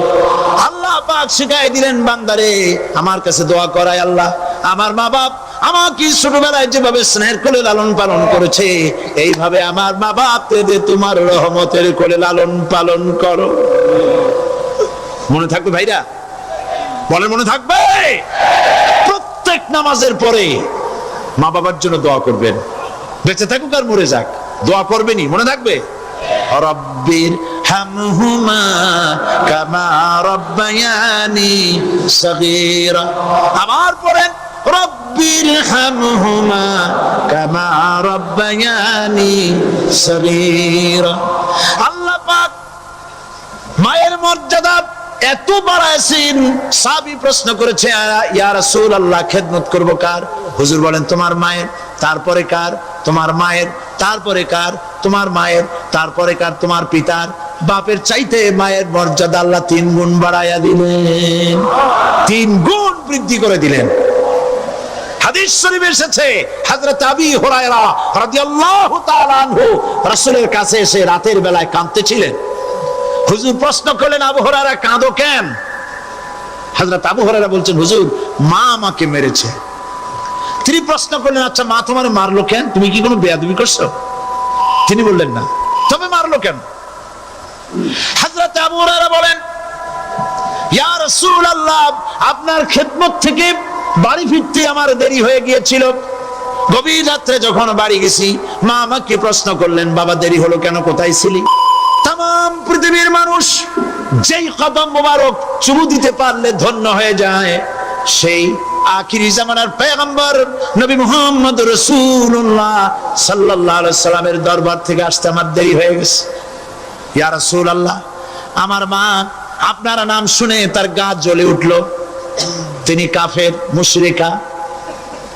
আপনার নাম শুনে অগ্নি শর্মা হয়ে আমাকে ধরে পিটানো আরম্ভ করলেন আর বললেন, আবু হুরায়রা, হয় মুহাম্মদ সাল্লাল্লাহু আলাইহি সাল্লামের বাড়ি ছাড়বি, নইলে আমার বাড়ি ছাড়বি, কি করবি বল? মার খেতে খেতে আমি বললাম, মা তোমার গায়ে যত শক্তি আছে আমারে মারো, তোমার বাড়ি শুদ্ধ, তাম দুনিয়াটা ছেড়ে দিতে পারি, মুহাম্মদ রাসূলুল্লাহর কদম মোবারক ছেড়ে দিতে পারি না। হুজুর, আমার মা গলা ধাক্কা মেরে আমাকে বের করে দিয়েছেন। হুজুর বলছেন, আবু হুরায়রা, মা তোমাকে মেরেছে আর আমার কাছে নালিশ করছো, আমি তোমার মায়ের কোনো বিচার করতে পারবো না। সুবহানাল্লাহ, এত বড় পাওয়ারফুল নবী, শানওয়ালা, ইজ্জতওয়ালি, বরকতওয়ালি, এত বড় নবী বলছেন মা মেরেছে, আমার করার কিচ্ছু নাই। সুবহানাল্লাহ। তোমার মা মুশরিকা হোক আর যাই হোক, তোমার মা। সুবহানাল্লাহ বলেন। আমার বন্ধুগণ, হযরত আবু হুরায়রা বলেন, ইয়া রাসূলুল্লাহ, মায়ের বিরুদ্ধে কোনো অভিযোগ নিয়ে আমি আপনার কাছে আসি নাই। হুজুর বললেন, কেন আসছো বলো খুলে। আবু হুরায়রা বলেন, হুজুর আমি জানি আপনি আল্লাহর দরবারে যদি কোনো ব্যাপারে হাত তোলেন আল্লাহ মঞ্জুর করে ফেলেন। আপনি দয়া করে আমার মার জন্য দোয়া করেন, আল্লাহ যেন হেদায়েত দিয়ে দেন। আমার নবীজি দুখানে হাত উত্তোলন করলেন, বললেন, আল্লাহুম্মা ইহদিহুম্মা আবি হুরায়রা, আয় আল্লাহ আমি দোয়া করতেছি আবু হুরায়রার মাকে হেদায়েত নসিব করো। হুজুর হাত তুলে মোনাজাত করছেন, আবু হুরায়রা দৌড় দিলেন বাড়ির দিকে। কয়েকজন সাহাবী হযরত আবু হুরায়রার জামা টেনে ধরেছে, এই ভদ্রলোক দৌড়ায় কেন? এত শান্ত মানুষ, কখনো গরম হয়ে কারোর সঙ্গে কথা বলে না, এই মানুষটা দৌড়ায় কেন? কোনো বিপদ হইল নাকি? জামা টেনে ধরে বলে, আবু হুরায়রা দৌড়াও কেন? হযরত আবু হুরায়রা বলেন, জামাত ছেড়ে দাও, কোনো বিপদ আমার হয় নাই, আমি দৌড়াইয়া বাড়ি যাই দেখতে চাই। আমি দৌড়াইয়া আগে বাড়ি যেতে পারলাম না, আমার নবীর দোয়া আগে আমার বাড়ি চলে গেছে, আমি এটা দেখতে চাই। হযরত আবু হুরায়রা দৌড়াতে দৌড়াতে বাড়ি চলে গেছেন। দরজায় নক করলেন, ভেতর থেকে আওয়াজ এলো, কে? তিনি বললেন, আমি আবু হুরায়রা, মা দরজা খুলে দাও, আমি তোমার সন্তান। মা বললেন, বাবা অপেক্ষা করো, দরজা খুলতেছে। হযরত আবু হুরায়রা বলেন, মায়ের গলার আওয়াজের ভেতরে কুফরি কর্কশতা পেলাম না, মায়ের গলার আওয়াজের ভেতরে তাওহীদের নরমিয়াত পেলাম। আমার কাছে মনে হলো আমি আবু হুরায়রা বাড়ি আসার আগে নবীজির দোয়া আল্লাহর আরশে পৌঁছে গেছে। আবু হুরায়রা বলছেন, মা আমার কিছুক্ষণ পরে ঘরের থেকে বেরিয়ে এসেছেন, আমি দেখলাম মায়ের শরীর ভিজা, মাথার চুল দিয়া পানি টপকাচ্ছে। মা আমার বললেন, বাবারে তোমাকে মারার পর আমি নিদারুণ অনুশোচনায় পড়েছিলাম, মনে মনে ভাবলাম, আহারে আমার সন্তানরা আমি কেন মারলাম? সে তো কোনো খারাপ কাজ করে নাই, কোনো খারাপ জায়গায় যায় নাই, এত ভালো মানুষ যার সম্পর্কে লোকেরা খামোখাই মিথ্যা কথা বলে, এই ভালো মানুষটার কাছে গেছে, সেজন্য আমি মারলাম কেন? বাবা গো, আমি আমার ভুল বুঝতে পেরেছি, জীবনের ভুলও ধরা পড়েছে, আমাকে জলদি করে নিয়ে চলো বিশ্ব নবীর দরবারে। হযরত আবু হুরায়রার মা রাসূলুল্লাহর খেদমতে এসে ঘোষণা করলেন, আশহাদু আল্লা ইলাহা ইল্লাল্লাহু ওয়াহদাহু লা শারীকা লাহু ওয়া আশহাদু আন্না মুহাম্মাদান আবদুহু ওয়া রাসূলুহু। আমার ভাইরা, আল্লাহ রাব্বুল আলামিন মানুষ সৃষ্টি করে পৃথিবীতে পাঠায় দিলেন, খাবারের ইন্তজাম করলেন, এগুলি সব আল্লাহর পরিচয়। আল্লাহরে চেনার জন্য বড় বড় কিতাব ঘাটা লাগে না, কিসমতে যদি থাকে দুই একটা দৃষ্টান্ত যথেষ্ট হয়ে যায়। সুবহানাল্লাহ, সুবহানাল্লাহ, দুই একটা দৃষ্টান্ত যথেষ্ট। আল্লাহ পাক সমস্ত সৃষ্টি জগৎকে তৈরি করলেন, সৃষ্টি করলেন, আর তাদের খাদ্যের ব্যবস্থা করলেন। কে করেছেন খাদ্যের ব্যবস্থা? খাদ্য দেন আল্লাহ। কিন্তু অহংকারী যারা, তারা বলে দেশের বাম্পার ফলনের জন্য সমস্ত কৃতিত্ব সরকারের, ওদের জন্য আল্লাহর জান্নাতের দরজা খোলা হয়ে যেত। প্রশংসা করবে কার? চিল্লায় বলুন, আল্লাহ পাকের প্রশংসা করবে। খেতে দেওয়ার মালিক তিনি। আল্লাহ পাক বলছেন আল্লাহকে, তার পরিচয় আল্লাহ তুলে ধরেছেন, ওয়ামা মিন দাব্বাতিন ফিল আরদি ইল্লা আলাল্লাহি রিজকুহা। এই পৃথিবীর ভিতরে এমন কোন বিচরণশীল জীব নাই যার রিস্কের দায়িত্ব আমি আল্লাহ গ্রহণ করি নাই। সুবহানাল্লাহ বলবেন না? রিস্কের দায়িত্ব কার হাতে? আচ্ছা দেখুন তো, পৃথিবীর সমস্ত সরকারের কাছে বিভিন্ন মন্ত্রণালয় আছে না? খাদ্য মন্ত্রণালয় বলে কোন মন্ত্রণালয় আছে কিনা? আছে। খালি কয় খামু আর খামু। খাদ্য মন্ত্রণালয় আছে, থাকার পরেও মানুষ না খাইয়া মরে, ঠিক কিনা? এবার একটু তাকান তো, জ্ঞানের চক্ষু দিয়া তাকান, ফরেস্ট এরিয়া বাঘ আছে কিনা? নাই। সিংহ আছে কিনা? গন্ডার আছে কিনা? হাতি আছে কিনা? বিশাল বিশাল প্রাণী আছে কিনা? জঙ্গলে ছোট্ট প্রাণী থেকে, পোকা থেকে শুরু করে গন্ডার পর্যন্ত, টুনটুনি পাখি দিয়ে শুরু করে ঈগল পাখি পর্যন্ত, নদীর ভিতরে ছোট্ট চুনো পুঁটি থেকে শুরু করে তিমি মাছ পর্যন্ত। প্রাণী তত্ত্ববিদরা বলেছেন সমুদ্রের ভিতরে এমন এমন বড় বড় তিমি আছে যে একটা তিমির ওজন 5000 টন পর্যন্ত হয়ে যায়। 5000 টন তিমিটার ওজন। এ যখন বাচ্চা হয় তখন বাচ্চার দৈনিক দুধ লাগে 50 থেকে 60 মণ পর্যন্ত। কে ব্যবস্থা করে? রুহান মান ফেরেশতা। তো ওর মা যেমন বাচ্চা তো সেরকম হবে, ঠিক কিনা? কে দেয় খাবার? এবার দেখেন তো, আপনার দেশের এই জঙ্গলে কত হাতি আছে। হাতিরা মিছিল করে আসছে যে আল্লাহ আমাদের এখন আর খাইতে খাইতে দিতে পারে না, বাংলাদেশের গভর্নমেন্ট কিছু দাও। আসছে না, খাইয়া ক্ষুধার জ্বালায় হাতি মরেছে, বাঘ মরেছে, সিংহ মরেছে, এর কোন দৃষ্টান্ত আছে? ক্ষুধার জ্বালায় আকাশের উড়ন্ত পাখিরা ছটফট করে মারা গেছে, দৃষ্টান্ত আছে? নদীর মাছেরা ক্ষুধার জ্বালায় ভেসে উঠেছে, না খাইয়া মরে গেছে, দৃষ্টান্ত আছে? মহান আল্লাহ রাব্বুল আলামিন কোরআন শরীফের ভিতরে বলেছেন অনেক প্রাণী এমন আছে যারা তাদের খাদ্যকে সঞ্চয় করে না, খাদ্যকে জমা করে না, আহরণ করে না। সকাল বেলায় একটা খাবার খেলো, দুপুরে কি খাবে তার জানা নাই। শকুন পৃথিবীর মাটি থেকে 3 মাইল উপরে ওড়ে, তার চোখকে আল্লাহ পাক এত তীক্ষ্ণ বানিয়ে দিয়েছেন, এই চট্টগ্রামের কোথায় মরা গরু আছে 3 মাইল উপর দিয়ে দেখতে পায়? সুবহানাল্লাহ করতে ইচ্ছা করে না। এই প্রাণীগুলি খাবারগুলি কোন গভর্নমেন্ট জোগাড় করে রাখে নাই। আল্লাহ পাক বলেন সবার খাবার আমি দেই। সকাল বেলায় সমস্ত প্রাণীগুলি, মহাশূন্যে পাখি, পানির ভিতরে মৎস্যরাজি, জঙ্গলের ভিতরে হিংস্র প্রাণী, পোকামাকড় থেকে শুরু করে সবগুলো খালি পেটে সব বেরিয়ে যায়, কারো কোনো খাবারের মজুদ নাই।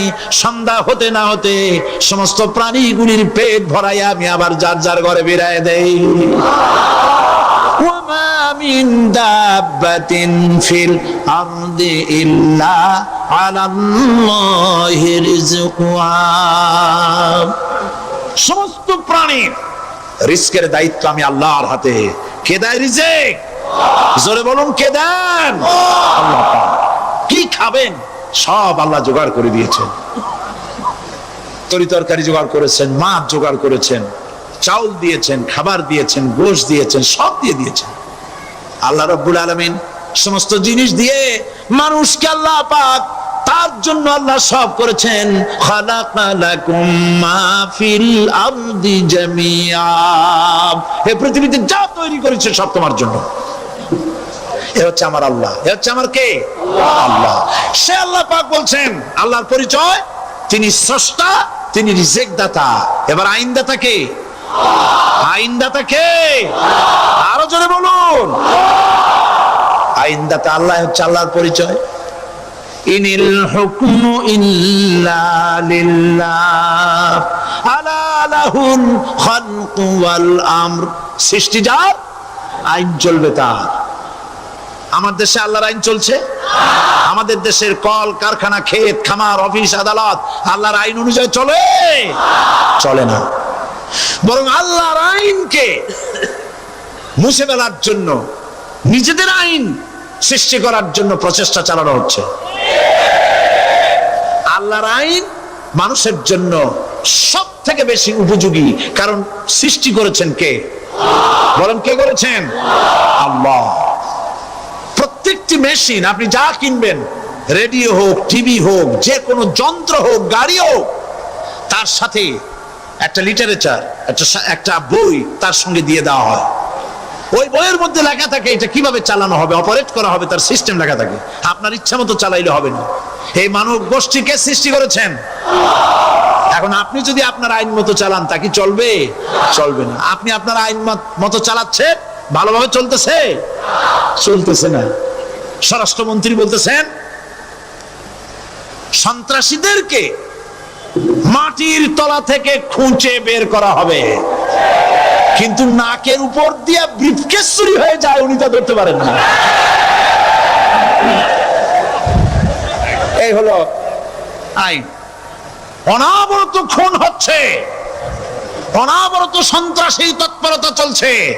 আর ওনারা বলছেন আগের থেকে এগুলি চলে আসছে, একজনের খুনের বিচার না হইলে এরকম খুন তো হইতেই থাকবে। তাহলে খুনকে, হত্যাকে, সন্ত্রাসকে সরকার জাস্টিফাইড করছে। নাউজুবিল্লাহি মিন যালিক। এই জন্য আইন হতে হবে আল্লাহর। আইন হতে হবে কার? চিল্লায় বলেন, আল্লাহ পাকের আইন হতে হবে। আমি একদিন পার্লামেন্টে বলেছিলাম, আমার দেশের নেতা নেত্রীরা বারবার হজ করতে যান, উমরা করতে যান, সেখান থেকে আসার সময় কি আনেন? আতর, পাথর, সুরমা আর খুরমা, এই কিছু নিয়ে আসলেন। কিন্তু আমি বলেছি, আপনারা কি কিছু চোখে দেখেন না? পার্লামেন্টে এইভাবে বক্তৃতা করেছে, কিছু চোখে দেখেন না? আমি প্রশ্ন করে আমি আবার জবাব দিচ্ছি, আপনারা যারা হজ করতে যান, উমরা করতে যান, হজের কথাই ধরি, এই হজ করতে যখন যান তখন মুজদালিফায় একটা রাত কাটাইতে হয়। সেটা কোন দিন? ইয়ৌমে আরাফার পরের দিন। এই মাঠে দালান কোঠা আছে, এখানে বেড়া আছে, শামিয়ানা আছে, পর্দা আছে, তাবু আছে, কিচ্ছু নাই। লক্ষ লক্ষ নারী আর পুরুষ পাশাপাশি শুয়ে থাকে, তাও সুবহানাল্লাহ কইতে ইচ্ছে করে না। সারা রাত জনে জনে পুলিশ পাহারাদার নাই।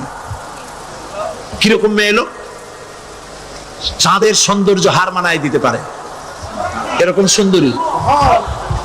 এরকম সুন্দরী নারী, সুদর্শন পুরুষ পাশাপাশি রাস্তার ধারে, মরুভূমির ভিতরে সারা রাত কাটাচ্ছে। ইয়ৌমে আরাফার পরের রাতটা, একটা রাত পুরা। এভাবে চলতেছে বছরের পর বছর, শতাব্দীর পর শতাব্দী, সহস্রাব্দীর পরে সহস্রাব্দী। আমি প্রশ্ন করি, পৃথিবীর ইতিহাসে কেউ কি এমন কথা বলতে পেরেছে, লিখতে পেরেছে যে মুজদালিফার রাতে সেখান থেকে 10টা নারী হাইজ্যাক হয়েছে, 5টা নারী লাঞ্ছিত হয়েছে? বলতে পারবে? গভীর রাত্রে পুরুষ সঙ্গী ছাড়া সুন্দরী রমণী, যুবতী রমণী একাকিনী নিজের ঘর ছেড়ে আল্লাহর ঘরে তাওয়াফ করতে আসে। তাওয়াফ সেরে তাহাজ্জুদের নামাজ পড়ে আল্লাহর কাছে মোনাজাত করে একা একা হাজার হাজার লাখো পুরুষের ভিতর থেকে আপন ঘরে ফিরে যায়। কারো বাবার হিম্মত নাই একবার তাকায় সে তো রূপ উপভোগ করার জন্য আবার তাকায়, অথবা তার আঁচল ধরে টান মারে। আছে ইতিহাস, কথা কন না কেন? সুন্দরী একটা মাইয়া মক্কা থেকে মদিনা থেকে পাওয়া যায় না, 15 দিন হয়ে গেছে। হয়েছে কখনো? এবার জবাব দেন, কেন হয় না? কেন হয় না? আমার দেশের মেয়েরা রাস্তা দিয়ে হাঁটতে পারে না। হাই স্কুল মেয়েদের কলেজ যখন ছুটি হয়, তথাকথিত সোনার ছেলেরা গেটের সামনে এতিমের মতো খাড়ায় থাকে। অনবরত হাইজাক হচ্ছে, ধর্ষণের সেঞ্চুরি হচ্ছে। আর ওখানে হয় না কেন? ওখানে হয় না এই কারণে, এই কোরআনের আইন আল্লাহ রাব্বুল আলামিন যে আইন দিয়েছেন, ওখানে আইন বলবৎ আছে। আছে নাকি? আছে কিনা? কোন পুরুষ কোন নারীকে ধর্ষণ করেছে যদি প্রমাণিত হয়, সে যদি ফাহাদের ছেলে হয় আর ফাহাদের মেয়ে হয়, কোরআনের শাস্তি হলো পাথর মেরে উড়াইয়া দাও। তাকে জানিয়ে দেওয়া হবে রেডিও টিভির মাধ্যমে, জিনাকারের ব্যভিচারীর শাস্তি হবে। চতুর্দিকে হাজারো লোকেরা দাঁড়াবে, হাতে পাথর নিয়ে পাথর মেরে তাকে তার গোশত হাড্ডি বাতাসের সাথে উড়ায় দেবে। একজন মানুষ আর একজন মানুষকে খুন করলো, এই আসামি ধরা পড়ে গেল, কোরআনের শাস্তি হলো যখন ধরা পড়বে প্রমাণিত হবে যেমন ভাবে হত্যা করেছে পরেও হত্যা করো। এই দৃশ্য, এই আইন যদি বাংলাদেশে যদি এই আইন চালু হয়ে যেত, খুনের আসামি ধরা পড়েছে জেনার আসামি, প্রকাশ্য ময়দানে এলো, সাক্ষী প্রমাণে কোর্টে প্রমাণিত হলো সত্যি সে খুনি।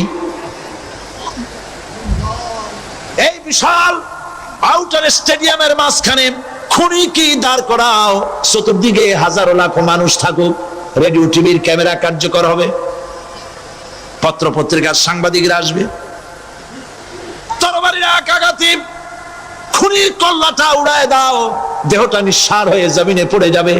এই দৃশ্য যারা দেখবে সচক্ষে, রেডিওতে, পত্র পত্রিকায়, আর 1 বছরের ভেতরে খুন করার হিম্মত কারো কলিজায় উঠবে? জেনাকারের পাথর মেরে উড়িয়ে দেওয়ার শাস্তি যদি চোখে কেউ দেখে, জেনা করার পুলক আর জাগবে? এটা নাম আল্লাহর আইন। এই আইন কার?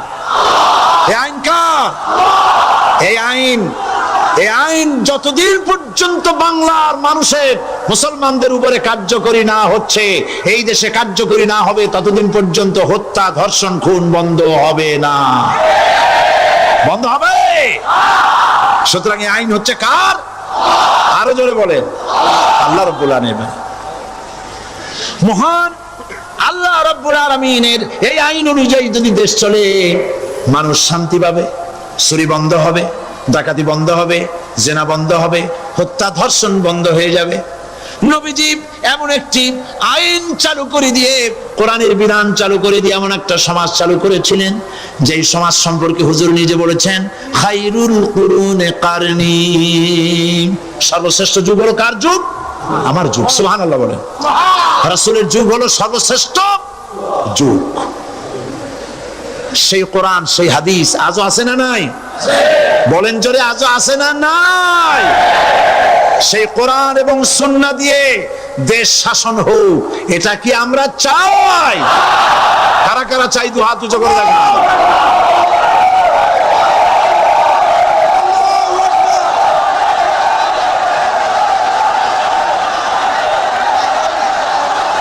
আরে ভাই, আপনারা দাঁড়ায় গেলেন কেন? বসেন বসেন। আমি তো একটা স্লোগান দিতে বললাম, হাত দেখতে চাইছি আমি, মাথা দেখতে চাই নাই। এই সুযোগে কোমরটা সোজা করে নিলেন। আচ্ছা বসেন, আর মহব্বতের সাথে জিকির করেন, লা ইলাহা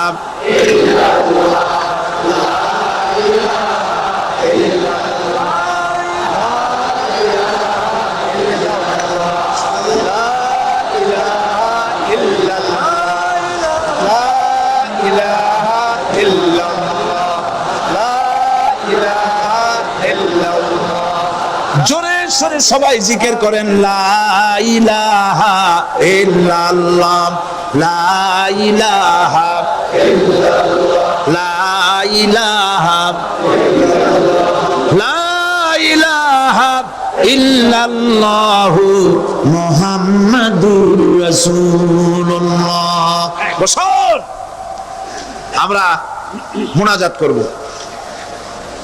আল্লাহ রাব্বুল আলামিন আয়াতুল কুরসির ভিতরে আল্লাহর সার্বভৌমত্বের কথা বলেছেন, আল্লাহু লা ইলাহা ইল্লা হুয়াল হাইয়ুল কাইয়্যুম।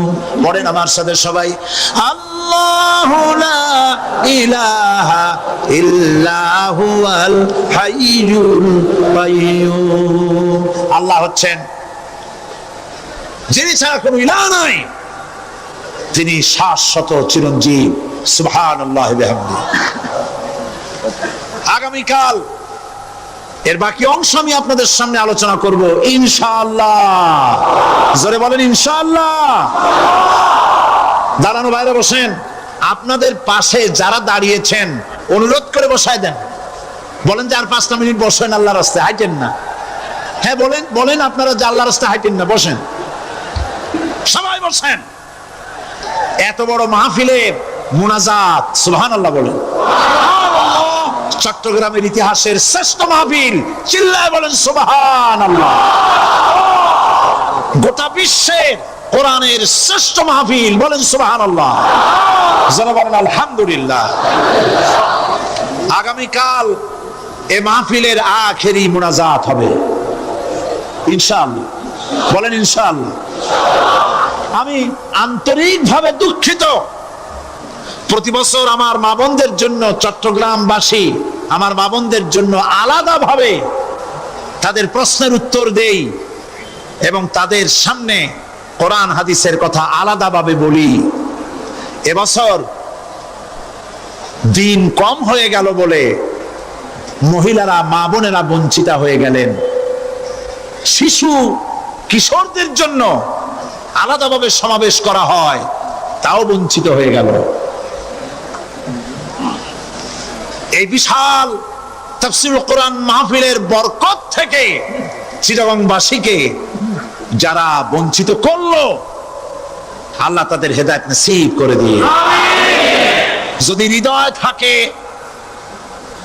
যদি হৃদয় বলে কিছু থাকে, বিবেক বলে যদি কিছু থাকে, আর শরীর যদি মুসলমানের পিওর রক্ত থাকে, তাহলে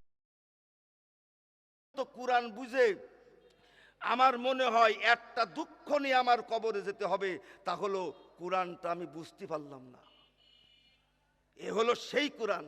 আর সূরা ফাতিহার মানেও জানো না। আল্লাহ আমাদের বুঝার তৌফিক দান করুক। জোরে বলুন আমিন, আরো জোরে বলুন আল্লাহুম্মা আমিন। ইবাদত হলো 2 প্রকার। আরে আদায়ের আয়াত করছি, শোনা করছি। ইবাদত হলো কয় প্রকার? একটা হলো শরীরের ইবাদত, আর একটা হলো অর্থের ইবাদত। জোরে বলেন, একটা কি শরীরের ইবাদত, আর একটা কি অর্থের ইবাদত। আচ্ছা, মরার আগে দান করবেন না মরার পরে? মরার আগে কারা কারা দান করবেন? হাতুসু করেন না, আমিও হাতুসু করলাম। মরার আগে কারা কারা? লিল্লাহে তাকবীর। তাহলে চলে যান, চলে যান, ভিতরে চলে যান।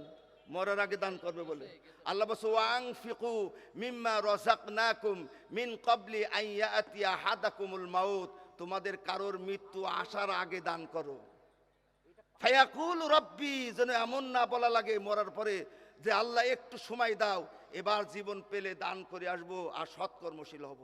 আল্লাহ নবী বলেন, আল আস-সাখিয়্যু করিবুম মিনাল্লাহ, যে দানশীল সে আল্লাহর নিকটবর্তী, সে করিবুম মিনান নাস, মানুষের নিকটবর্তী, করিবুম মিনাল জান্নাহ, জান্নাতের নিকটবর্তী, আর বাঈদুম মিনান নার, জাহান্নাম থেকে সে দূরে। ওয়াল বাখিলু বাঈদুম মিনাল্লাহ। মাশাআল্লাহ, আমার আজহার ভাই, আল্লাহ রাব্বুল আলামিন লিইয়ুযহিরাহু আলাদ দ্বীন কুল্লি, আল্লাহর দ্বীন আজহার ভার, আল্লাহর দ্বীন এজহার করার জন্য এই যে কুরআন দিলেন, আল্লাহ তার এই দানকে কবুল করে নিক। জোরে বলো না আমিন। আর একজন মাশাআল্লাহ আমার প্রিন্সিপাল ভাই, সালনা মাদ্রাসার প্রিন্সিপাল ভাই।